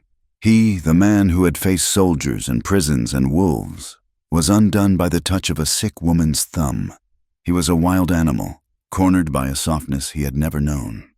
He was terrified. Clara watched him. She did not understand. She only knew that the man who had saved her was now afraid of her. She pulled the blanket tighter and turned away. The silence in the cave was no longer empty. It was alive. It was full of a new, terrible, burning fire. The fever broke 2 days later. She woke, weak and clear-headed, to find a piece of cooked rabbit and a skin of fresh water by her side. Tala was gone. She panicked. He had left her. She stumbled out of the cave. He was there, at the spring. He was standing perfectly still, looking down at the mud at the water's edge. Tala. He did not turn. He just pointed. She came up beside him. In the soft mud, clear as a brand, was a single, perfect footprint. It was not a moccasin. It was a boot, a cavalry boot. "Soldiers," he said, his voice dead. "They have found the stream." The boot print was a violation, a scream in the silent morning. It was not just a footprint. It was a sentence. They were found. Tala did not hesitate. The time for caution was gone. He grabbed her arm. "Run!" He did not go back to the camp. He ran, half dragging her, straight toward what looked like a solid wall of sheer red rock. He was weak. His healed shoulder was stiff, and he was favoring it. But a desperate animal energy now powered him. "Where?" she panted, scrambling after him. "It is a wall." "It is a door," he hissed. He found it, a crack, no wider than his own shoulders, hidden by a curtain of long dead ivy. "In," he commanded. "Now." She squeezed into the darkness. The rock was cold and claustrophobic. He pushed in behind her. "Climb! Do not look down! Do not stop!" It was not a path. It was a scar. A high, narrow ledge that wound its way up the inside of the cliff face. Exposed to the sky on one side, below them, the drop was 1,000 feet. The wind howled, trying to pluck them from the rock. Clara fixed her eyes on the back of his head. This was the place the old maps called the Devil's Backbone. It was a place where horses could not go, and where, it was said, men lost their souls. A shout echoed from far below. "There they are, on the ridge fire!" The first shot was a flat crack, the bullet whining past her head. So close she felt its hot breath. It struck the rock in front of her, exploding into a puff of red dust and lead fragments. Clara screamed and flattened herself against the stone. "Move!" Tala roared. He grabbed her, pulling her. To move is to live. He was a target. His larger frame, his slower, wounded gait. He was shielding her with his own body as they shuffled along the ledge. The soldiers were below, ants with rifles, firing up at them. It was a desperate, impossible range, but there were many of them. Another bullet sang past, and then another. Tala grunted. It was not a loud sound. It was a short, sharp exhalation of air. He stopped. "Tala," she asked, her voice trembling. He leaned against the rock wall. His eyes were closed for a brief second. When he opened them, they were full of a terrible, familiar pain. "They have hit me," he said. "The shoulder," she whispered, her heart sinking. "Your old wound." He shook his head. He looked down at his left shoulder, his good one. A dark, blossoming stain was spreading across the buckskin. "They are balanced," he said, a grim, feverish humor in his voice. "One for each shoulder." He was badly hurt. Both arms were now compromised. He was losing blood. "We have to stop," she said. "I have to." "We stop. We die," he said. He pushed himself off the wall. "Help me." He was no longer pulling her. She was now pulling him. She got her shoulder under his good arm. Taking his weight, he was a mountain of a man, and the heat from his fever and his new wound was already scorching. They moved. A single, wounded, two-headed creature, shuffling along the ledge.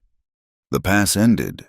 It did not open up into safety, but into a trap, a small, circular basin, a natural amphitheater of rock, with high walls on all sides. The devil's backbone was the only way in, and the only way out. "We are trapped," Clara breathed, lowering him to the ground. The soldiers would be at the mouth of the pass in minutes. Tala was already fumbling with his rifle, trying to load it with one hand, his other arm useless. His face was pale, sheened with a cold sweat. And then, a new sound. A different rifle, heavier. A Sharps. Maybe. It came from above, from the rim of the basin. A voice, not a soldier's, cut through the air. It was a big voice, full of whiskey and false cheer. "Well, now, Tala Redhawk, you have gone and got yourself in a hornet's nest. And you brought a lady?" Clara looked up. On the rim, silhouetted against the bright blue sky, were 6 men, not soldiers. These were hard men, bounty hunters. Their leader was a man with a flowing, yellow mustache and a fine, pearl-handled revolver on each hip. Tala had frozen. His face was not angry. It was cold. It was full of a deeper, older hatred. Ben Carraway. He said. The name was a curse. "In the flesh, my friend," Carraway laughed. He was a handsome man, in a ruined, dangerous way. "I have been tracking you for 2 weeks, ever since you slipped that rope at Bowie. And here you are, delivered to me by the United States Army. It is almost poetic." The first of the soldiers appeared at the mouth of the pass. They stopped, seeing the new arrivals on the rim. Carraway saw them. He held up a hand. "Hold your fire. Blue boys, we all want the same thing." He looked down at Tala. "Is not that right?" Lieutenant Howard stepped out. Clara saw his face. It was grim. "Who are you?" Howard shouted. "Ben Carraway. At your service, I got a writ for that Apache right there. Dead or alive. And you." He pointed at Clara. "You got a prize of your own. The squaw doctor. The little traitor nurse." He grinned at Tala. "So, here's the bargain, my old friend. The Army wants the woman. I want you. It seems to me we have a simple trade." He turned his charm on Howard. "Lieutenant, I will make this easy. You are pinned down. We are up high. My men are eager. You let us have the Apache, and we will hand you the woman. Clean. No more blood." Tala said nothing. He was just waiting. Howard hesitated. He looked at Clara. His face was a mask of conflict. "No," Clara shouted. "Lieutenant, do not listen to him. He is a murderer." Carraway laughed. "She has spirit, I like that." He looked back at Tala. "What will it be? Friend, you give her up, or we all die here in this rock oven. Give me the woman. I will let you keep your rifle. You can die fighting them. It is a good death." Tala finally moved. He used the rock to push himself to his feet. He was swaying. He looked at Carraway. He looked at Howard. He looked at Clara. "No," he said. The word was quiet, but it filled the basin. "No." Carraway's smile vanished. "You always were a fool." "He will not trade me," Clara said, her voice shaking. "And I will not leave him." Tala looked at her, a flicker of something. Surprise. "Well," Carraway sighed, "it seems we do it the hard way." He raised his hand. The world exploded. Carraway's men opened fire. The soldiers returned it. The basin became a cauldron of noise, smoke, and ricocheting lead. "Behind the rock," Tala gasped, pulling Clara down. They were in the crossfire. Bullets were coming from 2 directions. "This is bad," Tala said. He was trying to aim his rifle one-handed, but he was shaking from blood loss. Clara was terrified. She was not a fighter. She was a healer. Her hands were shaking. She was useless. Then she saw it. One of Carraway's men, a thin, weasel-faced man, was not on the rim. He had taken another path. He was on a low ledge, not 20 feet away. He was not firing at the soldiers. He was taking careful aim. At Tala. Tala was watching the soldiers, trying to find Howard. He did not see the man. "Tala!" Clara screamed. "Behind you!" He tried to turn, but he was too slow, too weak. The man smiled, his finger tightening on the trigger. There was no time. There was no thought. There was only instinct. Clara grabbed the pistol from Tala's belt, the one he had taken from the dead bounty hunter days ago. She had never fired a gun in her life. She did not know how.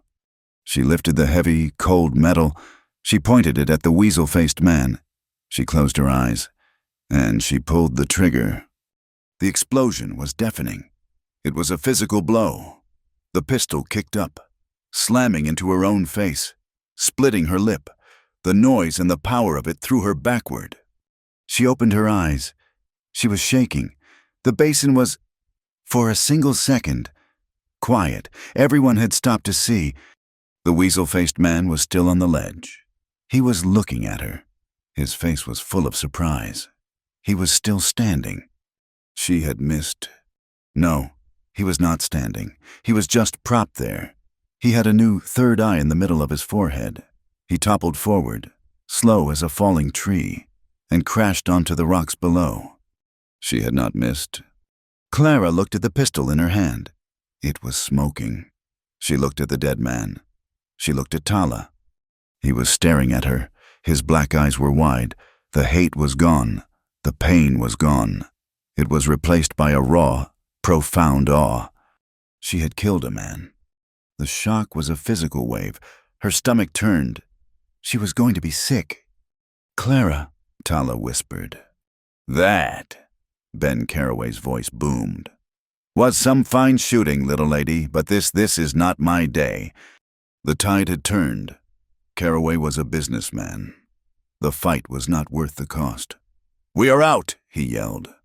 He and his men vanished from the rim. They had just gone. But the soldiers were still there, and now they were angry. They were coming. "We must go," Tala said. He was fading. "Go where?" she said, her voice numb. "There." He nodded with his head toward a dark crack, a pile of rocks at the far end of the basin. "My ancestors." She put her arm around him. She pulled him. He was a dead weight. She was fueled by a new, terrible energy, the energy of the killer. She was no longer just a nurse. They reached the rocks. It was a small opening, hidden by a rockfall. They crawled inside, into the darkness. They heard the soldiers enter the basin. They heard them shouting. They heard Howard call her name, "Clara, Clara. It is me. You are safe." She put her hand over Tala's mouth. He did not fight. He was unconscious, or close to it. They hid in the darkness, breathing in the cold. Ancient dust. They listened as the soldiers searched. For an hour. 2. "She is not here, sir," a voice said. "The Apache must have taken her. Or Carraway." "He did not take her," Howard said. His voice was heavy. "She is with him. She killed that man. I saw it. She killed him." Clara closed her eyes. She was no longer Clara Monroe. She was a killer, a traitor. "We move on," Howard said. "They cannot have gone far." They heard them leave, the sound of boots on rock, and then silence. They waited, for hours, until the sun was gone, and the moon filled the small basin with silver light. He was breathing barely. "Tala," she whispered. He opened his eyes. The first thing he saw was the pistol, still in her hand. "You saved me," he whispered. "I killed a man," she said, her voice dead. The pistol fell from her numb fingers. "You did what you had to do," he said. She had to see to his wound. She fumbled for her bandages, her ruined petticoat, in the faint moonlight that filtered into the cave. She saw them. On the walls, paintings. They were old, so old, painted in red and yellow earth. They were pictures of animals and people, and 2 symbols, over and over. One was a dancing, leaping shape, red. The other was a blue spiral. "What is this place?" she whispered, her fingers tracing the wall. Tala looked at the paintings. A small, faint smile touched his lips. The old place, the place of the story. "What story?" "Fire," he said, pointing to the red shape. "Fire and wind." He pointed to the spiral. "Wind." "Fire and wind," she repeated. "The shaman says fire is the man. He burns hot, he is strong. But if he has no wind, he dies. He becomes ash." He took a painful breath. "And the wind, she is the woman. She is free. She is spirit. But if she has no fire, she is just cold. She has no center. She just blows away." He looked at her. His eyes were clear. Fire needs wind to burn. Wind needs fire to be warm. They must meet, or the world is cold and dark. Clara looked at the paintings. She looked at this broken, bleeding man who was fire. And she looked at her own hands, stained with blood and powder. She, the nurse, the wind. She said nothing. She just began to clean his wound. Her fear was gone. It had been burned away. In its place was something hard, something new. Determination. The cave of the fire and the wind was a tomb, and then it was a womb. For 3 days, Tala Redhawk hovered in the gray space between worlds. His body was a furnace of fever. The new bullet, the one in his left shoulder, had shattered the bone. Clara worked with a cold, terrifying clarity. She was no longer a nurse from Boston. She was a creature of the high desert. She had nothing. She had her knife, which she cleaned in the spring. She had the last of the yarrow powder. She had the remaining filthy strips of her petticoat. She set the bone herself, her full weight against his, forcing the splintered ends to align while he screamed, unconscious. She bound him so tightly he could not move. She fed him water, drop by drop, and when she was not tending him, she was a predator. She was the one who now checked the snares, killing the rabbits with a stone, her face blank. She was the one who stole down to the spring in the dark, her ears straining for the sound of a boot. She was the wind, and he was the fire, and she was desperately fanning an ember. At Fort Bowie, the story had taken root. Lieutenant Howard had returned, his face a mask of stone. He had reported the confrontation. He had reported that the renegade nurse was no longer a prisoner. She was a combatant. She had killed a man to protect the Apache. The word spread through the barracks like a pox. Squaw doctor was no longer a whisper. It was a known fact. She was a traitor, a renegade. The colonel, furious at the loss of his men and the escape of his prisoner, authorized a full patrol. Howard, his face tight with a pain that was more than just duty, demanded to lead it. He was not just hunting an enemy. He was hunting a memory. He was hunting the woman he had, in his own stiff way, loved. Tala woke on the 4th day. His eyes were clear. The fever had broken. He looked at Clara. She was gaunt, her face covered in grime and dried blood from her cut lip, her hair a wild nest. She was asleep, slumped against the cave wall, holding the heavy pistol. He looked at her, at the gun, at the clean bandage on his shoulder. He understood. The dynamic was broken. He was the one who had been saved. "Clara," he said. His voice was a dry croak. She woke instantly. The pistol coming up before her eyes were even open. She saw him, and the weapon lowered. "You are awake." "You stayed." "I am a nurse," she said. It was an old, hollow excuse, and they both knew it. "No," he said, looking at the gun. "You are not." He began the slow, painful process of sitting up. He was a ruin. Both arms were bound to his chest. He was, for all his strength, as helpless as a child. "We must go," he said. "You cannot move. You have 2 broken shoulders. You have lost too much blood." "The army will come," he said. The words forced through his gritted teeth. "They are slow, but they are like the heat. They come. We go south, To Mexico. The line they will not cross." "We are on foot," she said. "You cannot walk a mile." "I can walk 10, he said. "Help me stand." She did. It was a terrible, agonizing process. He was a dead weight. She was his crutch. He leaned on her, his full weight pressing her small, weary frame. They left the cave of the fire and wind. They left their sanctuary. They moved south, at night, a single, limping shadow. They made 2 miles the first night, 3 the second. He was in constant, silent agony. He would not speak. He would not stop. He would only walk. On the 5th night, the sky turned against them. The wind, which had been their companion, became their enemy. It rose. It was a high, thin whine, and it brought the desert with it.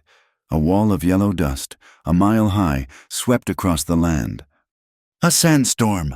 Clara screamed over the roar. "Good," Tala grunted. He pulled her behind a wall of rock. "It covers the tracks." They huddled for a full day as the world was scoured. The air was so thick with sand they could not breathe. They covered their faces with the last of their rags, the sand finding its way into their mouths. Their eyes, it was a new choking hell. When the storm passed, the land was changed. It was clean, it was empty, and it was unmarked. But the storm had cost them. They were out of water, and they were exposed. They were crossing a high, broken plain when they saw the dust. It was not the storm. It was a patrol. Howard, he had read the land, had anticipated their direction. "They are here," Tala said. He did not sound surprised. "Run," Clara said. "I cannot run." "Then hide." "There was nowhere, just broken rock.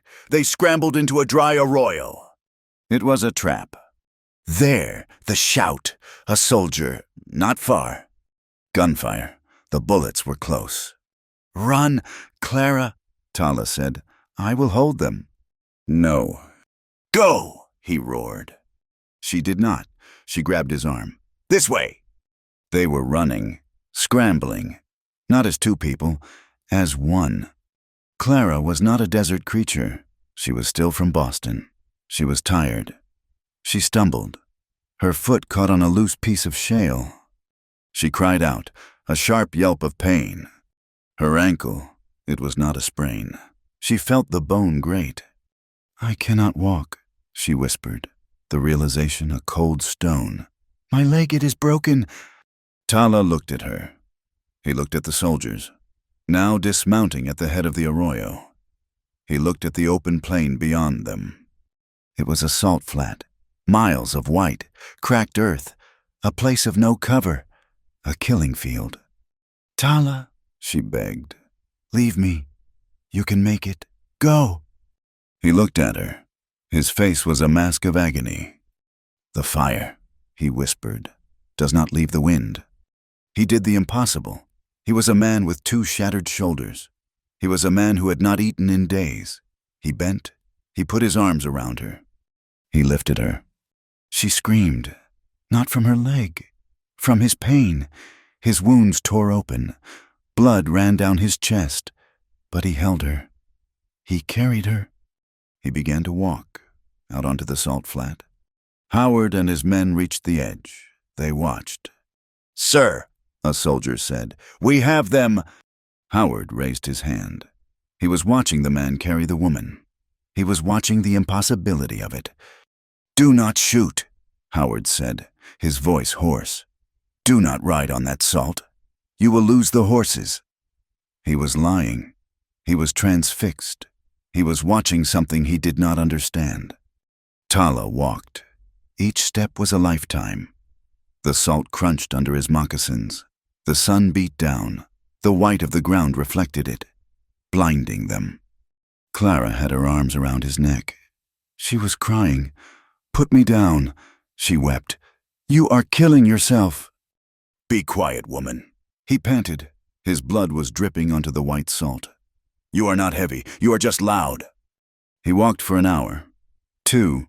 The soldiers were small specks behind them. They had given up. He reached the far side. He walked 10 more paces onto the red earth, and then his legs buckled. He did not fall. He crumpled. He set her down gently, and then he collapsed beside her. He was unconscious. He was bleeding out. "Tala!" she screamed. She was alone. Her leg was useless. He was dying. She saw it, half a mile away, a ruin, the crumbling adobe walls of an old building. A church, a Spanish mission. "Help me," she prayed, to a God she was no longer sure she believed in. She began to crawl. She grabbed his shirt in her fist. She dragged him. It was not a long distance. It was an eternity. She pulled. She sobbed. She pulled. Her hands were raw. Her broken leg was a fire of pure agony. She got him inside the ruined walls. The roof was gone. A large wooden cross was tilted against a wall, half fallen. She ripped open his shirt. The wounds were horrific. They were torn open. "Do not die," she commanded. "Do not you dare die." She had nothing. She used her own hair to tie off a bleeder. She used her own saliva to clean the grit from the wound. She tore at the sleeve of her own dress to make a new bandage. She worked all afternoon. He was still, too still. Night fell. The desert night, cold and clear. The stars were brilliant through the missing roof. She was sitting beside him. Her leg was propped on a pile of rubble. She was exhausted. She was lost. A single boot scraped on stone. Clara grabbed the pistol. She aimed it at the doorway. A figure stood there, a blue uniform. "Clara." It was Lieutenant Howard. He was alone. "Do not come closer, Lieutenant," she said. Her voice was as cold and dead as the salt flat. He stepped inside. He looked at the scene. He saw her, a wild, ragged creature. He saw the dying Apache. His face was a mask of pain. "Clara," he whispered. "My God, what has he done to you?" "What has he done?" she laughed. It was a terrible sound. "He has done nothing. He carried me. He saved me." "He is a savage," Howard said, his voice pleading. "He is a murderer. He has poisoned your mind. Look at yourself. Look at what you have become." "I have become a survivor," she said, "something you would not understand." "It is not too late," he said, taking a step. "Come back with me. Now, I will protect you. I will tell them he forced you, that you were his prisoner. We can fix this." "He did not force me," Clara said. She looked at Tala's still face. "I am here because I choose to be." "You choose this," Howard's voice was breaking. "This filth, this animal." "I choose him," she said. "Now leave." "No." His face changed. The pleading was gone. It was replaced by the cold righteousness of his uniform. "I will not leave you. I will not let him have you." "He does not have me," she snarled. "I am not a possession. I am a woman, and I am telling you to go." "I will not. I am taking you back, and I am ending this. He is a known hostile. I am authorized to use deadly force." "You will not touch him," she said, raising the pistol. Howard looked at the gun. He laughed. "You will not shoot me? Clara, you are a nurse." "I am not," she said. "I am the woman who killed Ben Carraway's man. Do not test me." He saw it in her eyes. She meant it. His love snapped. The rejection was total. The woman he loved was gone. In her place was this monster, and the man responsible was lying at her feet. "If I cannot save your soul," he whispered, his own pistol appearing in his hand, "I will save it from him." He was not aiming at her. He was aiming at Tala. "No!" Clara screamed. She lunged. She threw herself forward, her broken leg collapsing under her. She was too slow. Howard fired. The shot was a cannon blast in the small church. It echoed off the crumbling walls. Tala's body arched off the ground. A terrible, final spasm. He was hit, center mass, in the chest. He fell back. A new bloom of dark blood soaked the front of his shirt. He was still. Howard stood over him. the pistol smoking. "It is done," he breathed. "He is gone." Clara was frozen. She looked at the blood. She looked at Howard's righteous, terrible face. She crawled to Tala. She laid her head on his chest. She heard nothing. No breath, no heartbeat. The blood was soaking into the dirt floor of the church, staining the ground beneath the tilted cross. She turned her head. She looked up at the tall, handsome lieutenant. Her voice was not a scream. It was a whisper, but it cut him deeper than any knife. "You just killed," she said, her voice trembling with a cold, clear rage. "The only man here who knew what a free soul was." Howard did not flinch. He did not move. Her words, so cold and full of a truth he could not understand, had frozen him in place.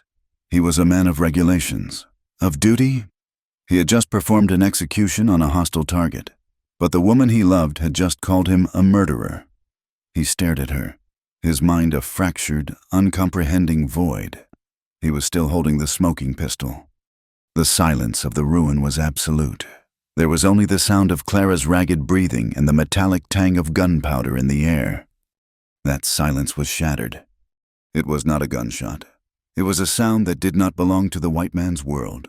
A high ululating cry that ripped through the night, multiplied by the rocks. It was a sound from the throat of the desert itself. Before Howard could even turn, they were there. Not one, but 6. They were shadows, moving with a speed that was not human. Apache warriors. They had not been attacking the fort. They had been trailing the patrol, trailing their lost warrior. They had seen Howard go in alone. They had heard the shot. They boiled into the ruined church. Howard was a soldier, but he was one man. He had time to fire his pistol once, a wild, useless shot that went into the adobe wall. Then he was buried. They were on him, a tide of painted, furious bodies. They did not try to kill him. They disarmed him, bound him, and dragged him from the church with a brutal, efficient silence. It was over in 30 seconds. Clara had not moved. She was still hunched over Tala's body, her hands pressed to the new, terrible wound in his chest. She was trying to force the life back into him. "Do not," she whispered, her voice a desperate prayer. "You cannot. Do not leave me."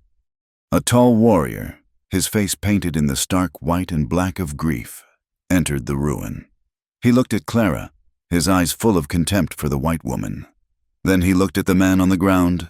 He knelt. He saw Tala. He saw the blood. He saw the still pale face. He let out a low moan of grief. He looked at Clara, and his eyes said she was responsible. He turned and stalked out of the church. He barked a command. 2 warriors dragged Howard forward, throwing him to his knees in the moonlight, just outside the church door. The tall warrior raised a long, steel-tipped lance. He was going to kill the soldier. He was going to answer blood with blood. A sound. It was not a word.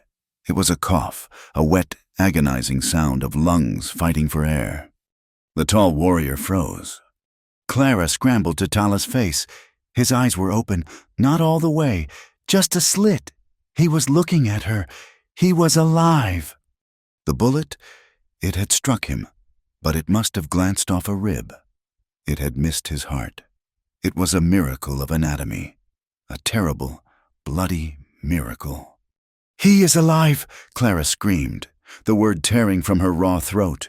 She looked at the tall warrior. "Alive! Help me, I need water, I need light." The warrior was stunned. He came back into the church, staring. Tala's eyes found him. "My uncle," Tala rasped. The word was barely a bubble of blood and air. The warrior barked a new set of orders. One man ran for water. Another began to build a fire, his drill moving with frantic speed. Tala was alive, but he was leaving. She could see it. He was drowning in his own blood. "Turn him," Clara commanded, her voice the sharp, clear instrument of the nurse. "Turn him now." The warrior hesitated. "Do you want him to die?" she shrieked. "Turn him on his side. Let the blood out." The warrior, convinced, gently, so gently, moved his nephew. Clara, Her leg, a forgotten, agonizing pain, dragged herself to his chest. She found the entry wound. It was small. The exit wound. There was none. The bullet was still inside, but it was the lung wound that was killing him. "Knife," she said. The warrior handed her his own. "Tala," she whispered. "This will hurt." He looked at her, his gaze weak, but clear. He trusted her. She cut, not deep, just an incision between the ribs, where she knew the lung was collapsing. A dark, frothy rush of blood and air bubbled out. He gasped, a long, shuddering, terrible breath, and then he breathed again. It was not a cure. It was a stay of execution. He was still dying, but he was breathing. The fire was lit. In the new, flickering light, the ruin was a scene from a nightmare. She was covered in his blood. He was pale as the salt flat, and outside, the soldier was still on his knees. "Howard," Tala whispered. Clara froze. "What?" "Bring him." She looked at the uncle. "He wants the soldier." The warrior nodded. Howard was dragged inside, thrown into the dirt at the foot of the tilted cross, near Tala's head. Howard looked at the man he had shot. He looked at Clara, her hands bloody, her face a mask of primal focus. He was seeing a world he had never known existed. Tala's eyes fixed on the lieutenant. The hatred in them was so pure, so cold. It was the only part of him that was not weak. "You came to kill," Tala panted, each word a terrible effort. Howard said nothing. His face was white with terror. "You are a dog," Tala whispered, "a dog that bites for his master." He looked at his uncle. He held out a shaking hand. "My knife." The uncle placed the handle of a heavy skinning knife into his palm. Tala's fingers, slick with his own blood, struggled to close around it. He was a man with 3 catastrophic wounds, 2 of them in his shoulders, but he gripped the knife. With a groan that seemed to tear from the center of the earth, he began to pull himself up, to sit. He was trying to get up, to finish the man who had shot him. "Tala, no," Clara said, her hand on his arm. "He is my enemy," Tala gasped, his eyes locked on Howard. "He is my right."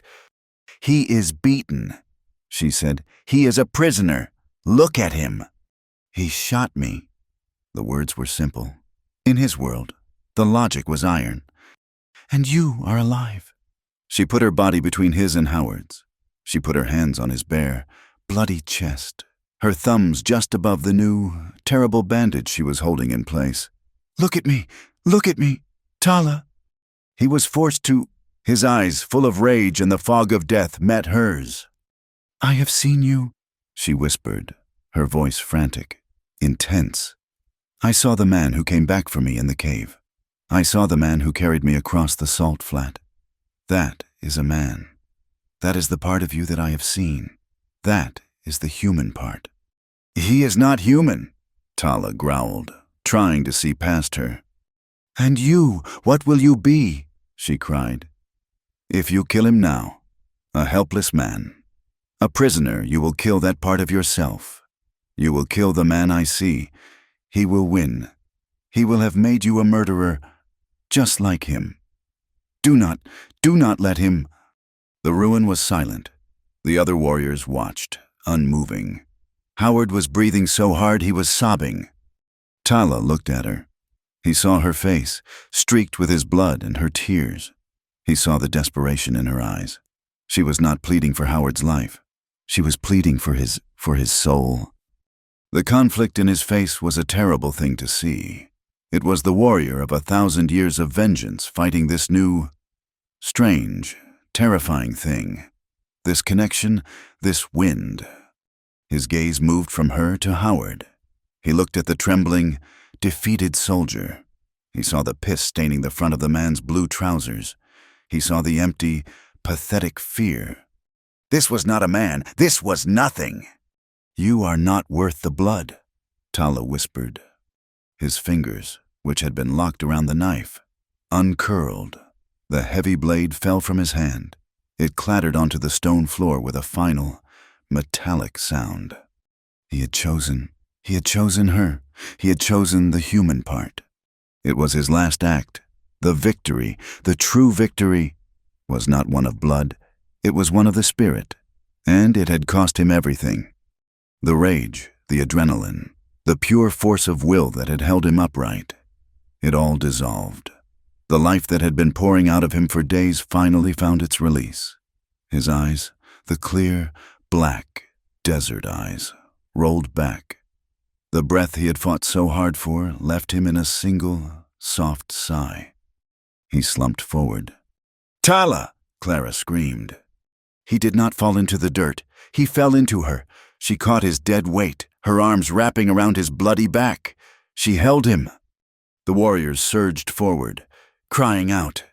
His uncle moved to pull him away. "No!" Clara screamed, her voice a lion's roar. "He is not dead! He is not dead! He has just lost too much blood!"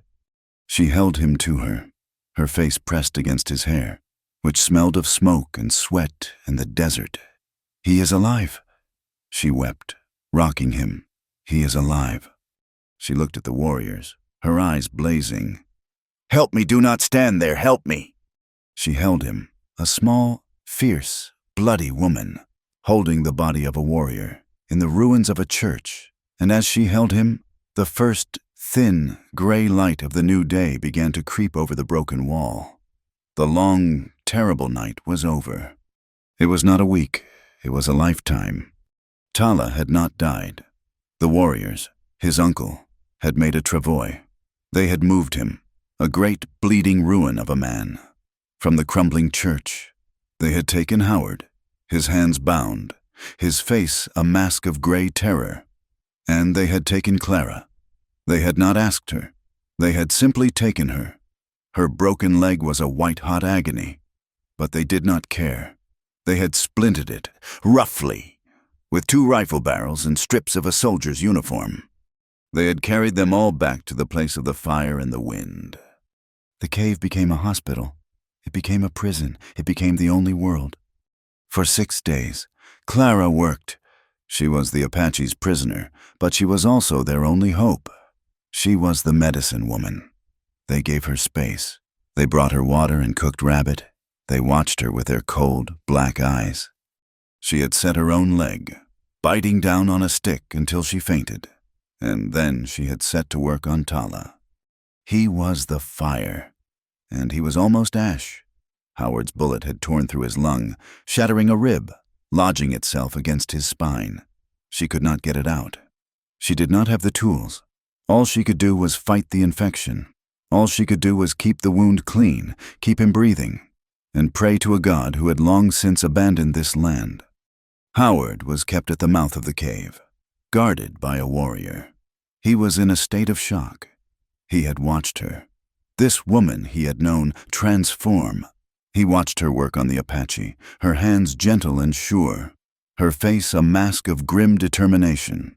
He watched her curse in English and give orders in a halting, broken Apache she was learning from the uncle. On the 3rd day, the uncle had dropped Howard's effects on the ground in front of Clara, his pistol belt, his hat, and a small, leather-bound book, a journal. She had opened it. She had read it. She read of his guilt over the Camp Grant massacre, the orders he had followed.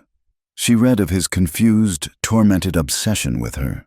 And she read, on the last page, written in a shaking hand, a full confession of his actions. He had accused Ben Carraway. He had accused his own colonel of signing the illegal bounty papers. And he had written, "I have this day shot the warrior Tala Redhawk in an act of jealousy. Not of duty. I have murdered a man, and I have murdered my own soul." It was a letter. Not to anyone. It was a letter to God, and now it was hers. On the 6th day, Tala woke. He spoke her name. The fever was gone. He was weak. He would live. If she could get medicine, if she could get quinine, if she could get real bandages. She made her decision. She went to the uncle. She held up the book. She pointed to the fort.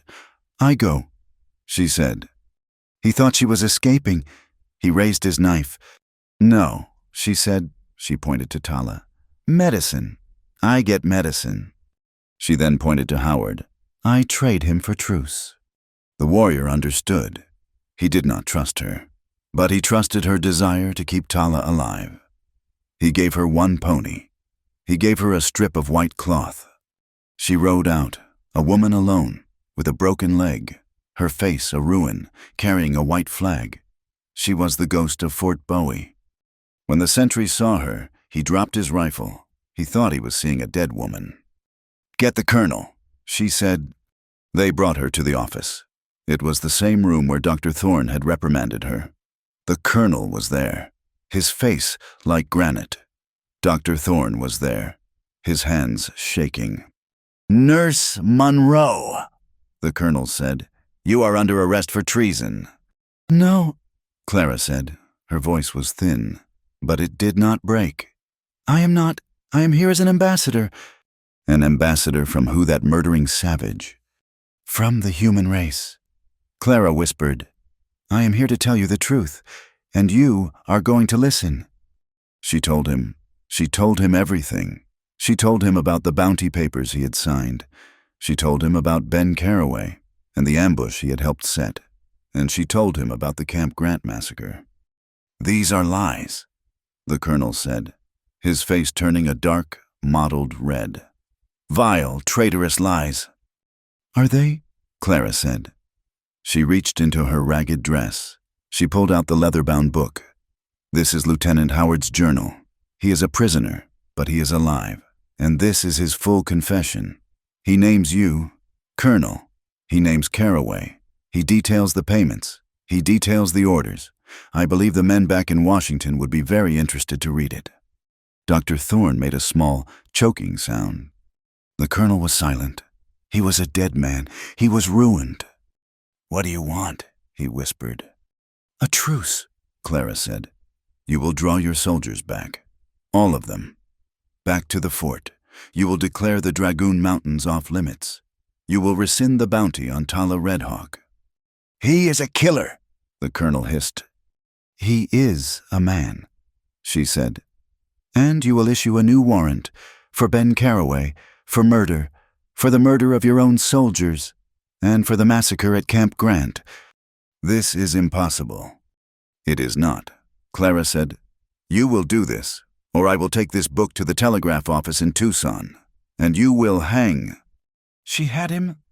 "And," she said, her voice softening, "just a little. I want medicine, quinine, carbolic, a full surgical kit, and food." The colonel looked at her. He saw not a woman. He saw a force of nature. He nodded. "And Howard, send the medicine with one wagon, unarmed, to the spring at Salt Creek. When I have it, your lieutenant will be released." "You have my word," the colonel said. "I do not want your word," Clara said. "I want your signature on the order for Carraway's arrest, now." He did it. She was released. She did not look at anyone. She walked out of the fort, past the staring, silent soldiers. She was no longer the squaw doctor. She was something else, something they feared. She rode back, not to the cave. She went to the spring. She waited. The wagon came. She took the supplies. She sent Howard back with the wagon. He did not look at her. He could not. She loaded the precious cargo onto her pony, and she rode to the cave. It was empty. Her heart stopped. They had gone. He had died. No. She saw it. On the mesa above the cave. A thin line of smoke. Not a campfire, a ritual smoke. She left the pony. She scrambled up the path, her splinted leg dragging. He was there. He was not in the cave. He was standing. He was in the middle of the mesa. The sun was setting, and it bathed him in a light that was the color of bright new blood, the color of oranges. He was alone. His uncle, his warriors. They had gone. He was wearing only a breechcloth. His wounds were stark and terrible on his skin. He was so thin, a skeleton held together by muscle. But he was standing. He was holding a small braid of sweetgrass. It was smoking. He was washing himself in the smoke, a ritual of peace, a ritual of thanks. He heard her. He turned. They just looked at each other. The silence was vast. It was the silence of the desert, of the sky. She saw the man. He saw the woman. They saw the survivors. He spoke first. His voice was not the rasp she remembered. It was quiet. It was whole. "A man," he said, "can belong to the land. His body is earth. But his heart belongs to the one who made him choose to live." She had no words. The English language was dead. The language of Boston, of the fort, it was useless. She walked toward him. She limped. She did not stop until she was standing in front of him. She could smell the smoke from the grass. She could feel the heat from his skin. He had said his heart belonged to her. She answered him. She reached up. She put her hands on either side of his face, her small, scarred hands on his high, sharp cheekbones. And she pulled him down. She kissed him. It was not a gentle kiss. It was not the kiss of a nurse. It was a kiss of desperation, of starvation, of survival. It was the first real thing she had done in her life. There was no fear. There were no rules. There was no God. There was only this. Tala was so stunned he did not move. This woman, this wind, she was claiming him. He responded. His good arm, the one that was not shattered, came around her. It was not a gentle embrace. It was an anchor. He wrapped his arm around her waist and pulled her so close their bodies slammed together. He held on to her as if she were the only thing keeping him from blowing away. The kiss was not sweet. It was the taste of the desert. It tasted of salt and blood and the bitter smoke of the sweet grass. It was the taste of earth, of dust, of the first rain on dry ground. She was the wind, he was the fire, and they were finally meeting. When she pulled away, they were both breathing hard. The sun was gone. The world was purple and orange. "I brought medicine," she whispered, her forehead resting against his. He laughed, a real laugh, a sound she had never heard. It was beautiful. "You are my medicine," he said. They sat by his small fire as the stars came out. She cleaned his wounds with carbolic acid. She gave him quinine. She worked. He watched her. "What now?" she asked. "My people are gone," he said. "They have taken the truce. They go to the mountains to wait." "And my people," she said, "have cast me out. I am a traitor." "We are nothing," he said. "No," she said. She looked up at him. "We are everything. We are the ones who are still here." She looked around at the high, empty land. "This place, the cave." "It is a good place," he said. "We will stay," she said. It was not a question. "You need to heal. I need to heal." He looked at her. "Stay here." "Here." She touched his hand. "The army is gone. Your people are gone. This land is empty. But people are still sick. People are still hurt. Both sides." He saw it in her eyes. The plan. "A nurse needs a place to work," she said, "and a warrior needs a place to guard." "A post?" he asked. "Yes," she said. "An outpost. Not for the army, not for the Apache, for everyone. A place for medicine. A place for peace." "The fire and wind outpost," he said, tasting the words. "Yes," she smiled. "The wind and fire outpost." He leaned back. He looked at the stars. He was an outcast. She was a traitor. Together they had nothing. And together they had everything they needed. "We will need a stronger roof," he said. The news of the world came to them 3 weeks later, not as a thunderclap, but as a quiet dust cloud. Dita, Tala's uncle, returned. He was not alone. He brought with him an old woman who knew the deep arts of healing, and 2 young boys to hunt. He also brought news. The soldier, Howard, had been returned to the fort. He had not been punished. He had been quiet. But the book, Clara's weapon, had done its work. The colonel had been recalled to Washington in disgrace. A new commander was at Fort Bowie, a man with no taste for scalp bounties. The order for Ben Carraway's arrest was real. It had been telegraphed to every station in the territory. The man was a ghost. like Tala had been, hunted now by his own people. The war was not over, but the truce in the Dragoon Mountains was holding. The army was leaving them alone. Their island, their red mesa was, for a time, safe. And so, the work began. It was not the work of survival. It was the work of living. Tala's body mended, but he was not the man he had been. The bullet from Howard's gun had lodged too deep, too close to the spine, for Clara to dare remove it with her simple tools. It was a part of him, a cold, leaden reminder. His left arm was stiff, his right shoulder, the one branded, was strong, but he was a man who had lived by the perfect, balanced power of his body, and that balance was gone. He could no longer draw a bow. He could not throw a lance. He could, with pain, fire his rifle, but his aim was compromised. The warrior was broken. Clara's leg healed. It healed slowly, and it healed crooked. Her body had been starved, pushed too far. She would walk with a limp for the rest of her life. They were a pair of broken things. They did not stay in the cave. They built from it. The cave of the fire and wind became their larder, their deep, cool pantry. Against its mouth, Tala, with one good arm and a frustration that was a silent, burning fire, began to build a house. He taught the two young boys to make adobe, to mix the mud with the straw. Clara, limping, brought them water from the spring. Tala, the man of the high rocks, the man who hunted, now became a man of the earth. He, the man who had been branded like cattle, now took a spade and broke the ground. He had watched the white men do this and had despised it. It was the act of a farmer, a creature bound to the dirt. But now, he had a new purpose. He was not just planting corn, he was planting a life. He traded the sword for a hoe, not because he was beaten, but because he had something to protect. A garden, a home, a woman. Clara's work changed, too. At first, she was only his nurse, but the Red Mesa was a crossroads, and word spread. The first to come was an Apache woman.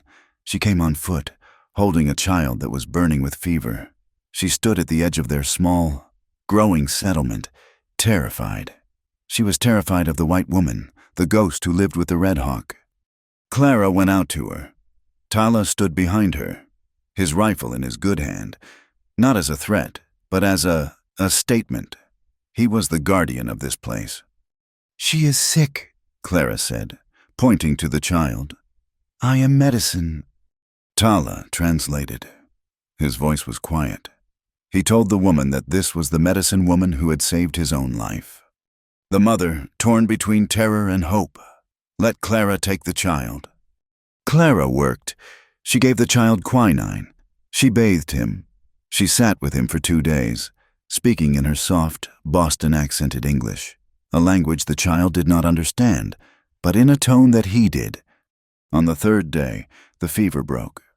The mother did not leave. She stayed. She began to help Clara cook. Her husband, a hunter, brought them a deer. More came. They were not a tribe. They were the lost. They were the remnants. Apache families who had fled the reservations, who did not trust the new truce. They were outcasts, and they gravitated to the outpost of the 2 great outcasts. Then the white men came, 2 prospectors, their mules loaded, their eyes wild with the hope of gold.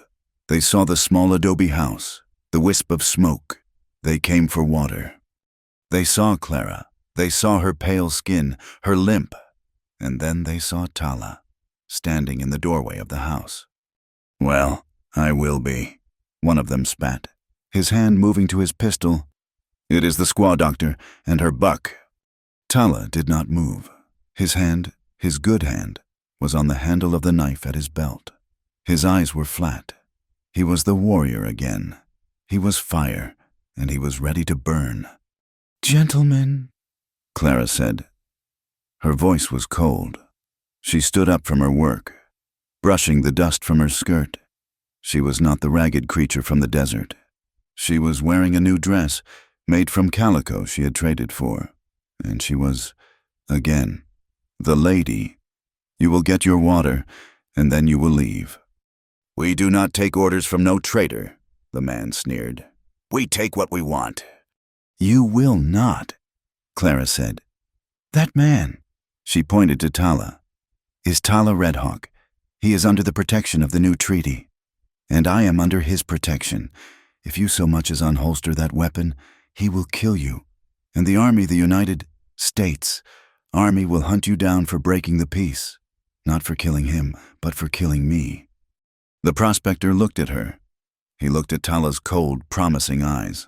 He looked at the hard, undeniable logic. He was not a fool. "Get the water, Jed," he muttered. They left. They looked back, their faces full of hate, but they left. The isolation was a fortress, but it was also a prison. Life was not easy. The first year, the corn failed. A late frost killed the seedlings.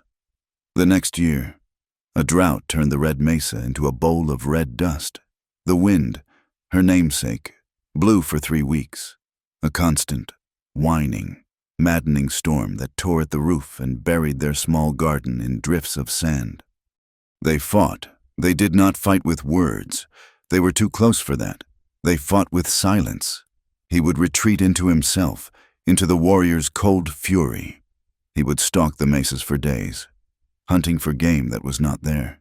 She would retreat into her work, into her books, into a cold, Boston-bred disappointment. He was a savage. She was a white woman. The gulf between them was, some days, too wide to cross. But the children came, the Apache children, with their wide, curious eyes. They were fascinated by her. Her white skin, her strange, clipped speech, her limp. She began to teach them. She had no school. She had a piece of slate and 3 stubs of chalk. She sat on the ground, under the shadow of the house, and she drew the letters.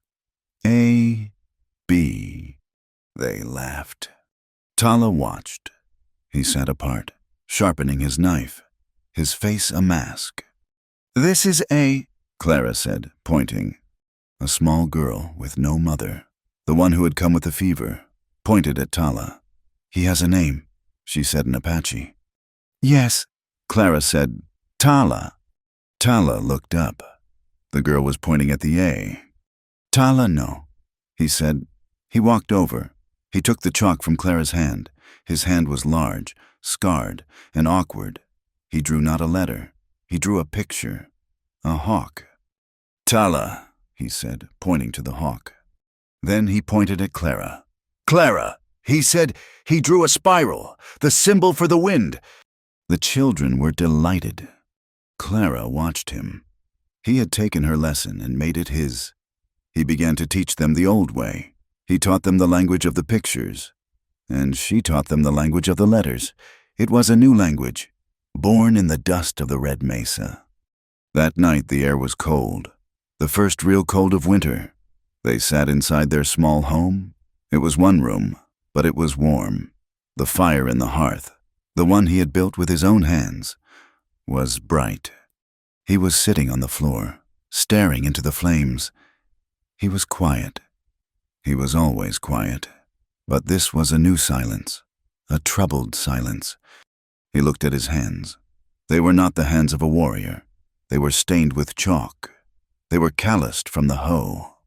Clara came to him. She was tired. She sat behind him, her back against his good shoulder. She did not speak. She just was. She had done it before. It was their ritual. She leaned forward. She rested her chin on his branded shoulder, and she pressed her lips gently to the side of his neck. It was not the kiss of passion. It was the kiss of possession, the kiss of peace, the one that said, "You are here, you are mine, we are alive." He did not shudder. He did not pull away. He closed his eyes. He covered her hand with his own. "The only sin," he whispered, his voice a low rumble in his chest. "What?" she asked. "The only sin I ever committed," he said, his voice rough with an emotion she could not name, "was letting you make me live again." She did not answer. She did not need to. She understood. He was a man who had been born to die a warrior's death. He had been ready for it. He had sought it, and she had stolen it from him. She had given him this hard, complicated, beautiful life, this chalk dust, this failed corn, this woman. She tightened her arms around him. She held the man who had chosen life. Outside, the wind howled over the high, cold mesa. The land was vast and dark and full of ghosts. But in the middle of the darkness, from a small adobe house built against a stone wall, a single, tiny square of yellow light shone. It was not much, but it was a start. It was the simple, defiant warmth of a home. The year was 1882. 10 years had passed. The West was still the West, a land of hard edges and broken promises. But it was also a place where legends were born. Travelers, pulling their mules through the high, empty basins of Arizona, began to tell a new story. They spoke of a place high in the Dragoons, a place that should not exist, an outpost, a sanctuary, run by a wounded Apache warrior and a white woman with a limp who sang old Boston hymns while she set bones. They called her the woman who sings in the desert. They would stumble in, half dead from thirst, and find not a dry rock, but a sprawling, orderly adobe homestead. This was the Wind and Fire Outpost. It was no longer just a cave and a lean-to. It was a long, low building, with a proper roof and glass in the windows, bought with the gold dust traded for medicine. It had a clean infirmary with 2 cots. It had a corral holding 6 strong ponies and a milk cow. And it had a garden, a miracle of green corn, beans and squash, fed by a stone-lined channel that Clara had designed, bringing the water down from the spring. Clara was the heart of the outpost. She was no longer the girl who had fled Boston. Her skin was the color of old leather. Her hands were calloused and scarred, but they were the steadiest hands in the territory. Her limp was a fact, like the mountain, but it did not slow her. She was the doctor, the judge, and the minister for 100 square miles. She had built what she had run away to find. She treated the Apache children for snakebite. She treated the white ranchers for dysentery. She delivered babies from both sides of the old, invisible line of hate in her infirmary. A nervous cavalry private with a broken arm might find himself on a cot next to an old Apache man whose cough was a death rattle. Clara tended them both with the same fierce, non-negotiable compassion. Tala was the bone and the muscle. He was the shadow that guarded the light. The warrior who had been broken was now a leader. He had not regained the full use of his left arm. The bullet, Howard's bullet, was still in his chest, a part of him, but he had found a new strength. He was the chief, not of a tribe, but of this new, strange, mixed-blood family. He no longer taught with chalk and slate. He sat under the shade of the large cottonwood tree that had grown from a sapling he planted 10 years ago. Around him sat the children, Apache orphans, 2 Mexican boys from a broken-down freight wagon, and the pale, freckled son of a prospector who had died of fever in Clara's care. He was their teacher. He would hold up a hawk's feather. "Ki," he would say. Then, his voice a low rumble, he would say, "Hawk." He taught them the legends. He taught them, in 2 languages, the stories of the fire and the wind. He taught them how to read the land, how to find water, and how to set a snare. But he also taught them how to read the white man's letters. Clara taught him to write his name, and he, in turn, taught the children that knowledge was a weapon, but that it could also be a bridge. Life was not perfect. It was still the West, but it was alive. The final test came not from a man, but from the sky. It came in the fall of 1882. A new family, a white family named Miller, had settled in the low canyon. Against Tala's advice, they did not understand the land. The sky turned yellow. It was a strange, sick color. The wind, which had been a whisper, went silent. "It is coming," Tala said. He stood in the doorway of their home, sniffing the air. The big one. It was a great sandstorm, a wall of red dust that blotted out the sun for 2 days. It was a screaming, roaring monster that tore at the roof and buried the world. They huddled inside, Clara, Tala, and the 3 children they had taken as their own, and they listened to the world end. When it was over, the silence was as terrifying as the noise. The land was scoured, new and strange. But the storm was not the end. It was the beginning. The sand had been followed by rain, a deluge, a year's worth of water in 2 hours. And in the desert, water does not soak, it moves. A roar, like 1,000 freight trains, echoed up from the low canyon. "The flash flood," Tala said. He and Clara were already moving. They were a team. He grabbed the ropes. She grabbed her medical bag. The children knew what to do. They ran to the high ground. They reached the edge of the arroyo. It was no longer a dry riverbed. It was a churning, 20-foot-deep river of mud, water, and debris. Boulders, trees, and the wreckage of the miller's wagon rushed past. And on a small, shrinking island of high ground in the middle of the torrent was the family, Miller, his wife, and their small son. They were clinging to a single, dying mesquite tree. "We cannot reach them," Clara said, her voice thin. "Yes," Tala said, "we can."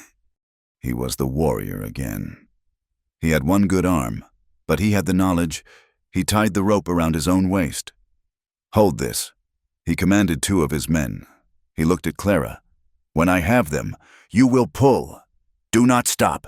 Do not let me go." "Tala, no," she pleaded. "It will tear you apart." "The fire must meet the wind," he said. It was an old joke between them. He plunged into the water. He was not a swimmer. He was a rock, but he was a rock with a purpose. The water tore at him, but he fought it. He used the current. He reached the island. He tied the rope around the woman and the child first. "Pull!" he roared. Clara, her hands raw, her bad legs screaming, pulled. She and the other men, they pulled the mother and child to safety. They were a single, living machine. Tala tied the rope around the panicked farmer. "Pull!" he roared again. They pulled Miller to safety. Now, Tala was alone.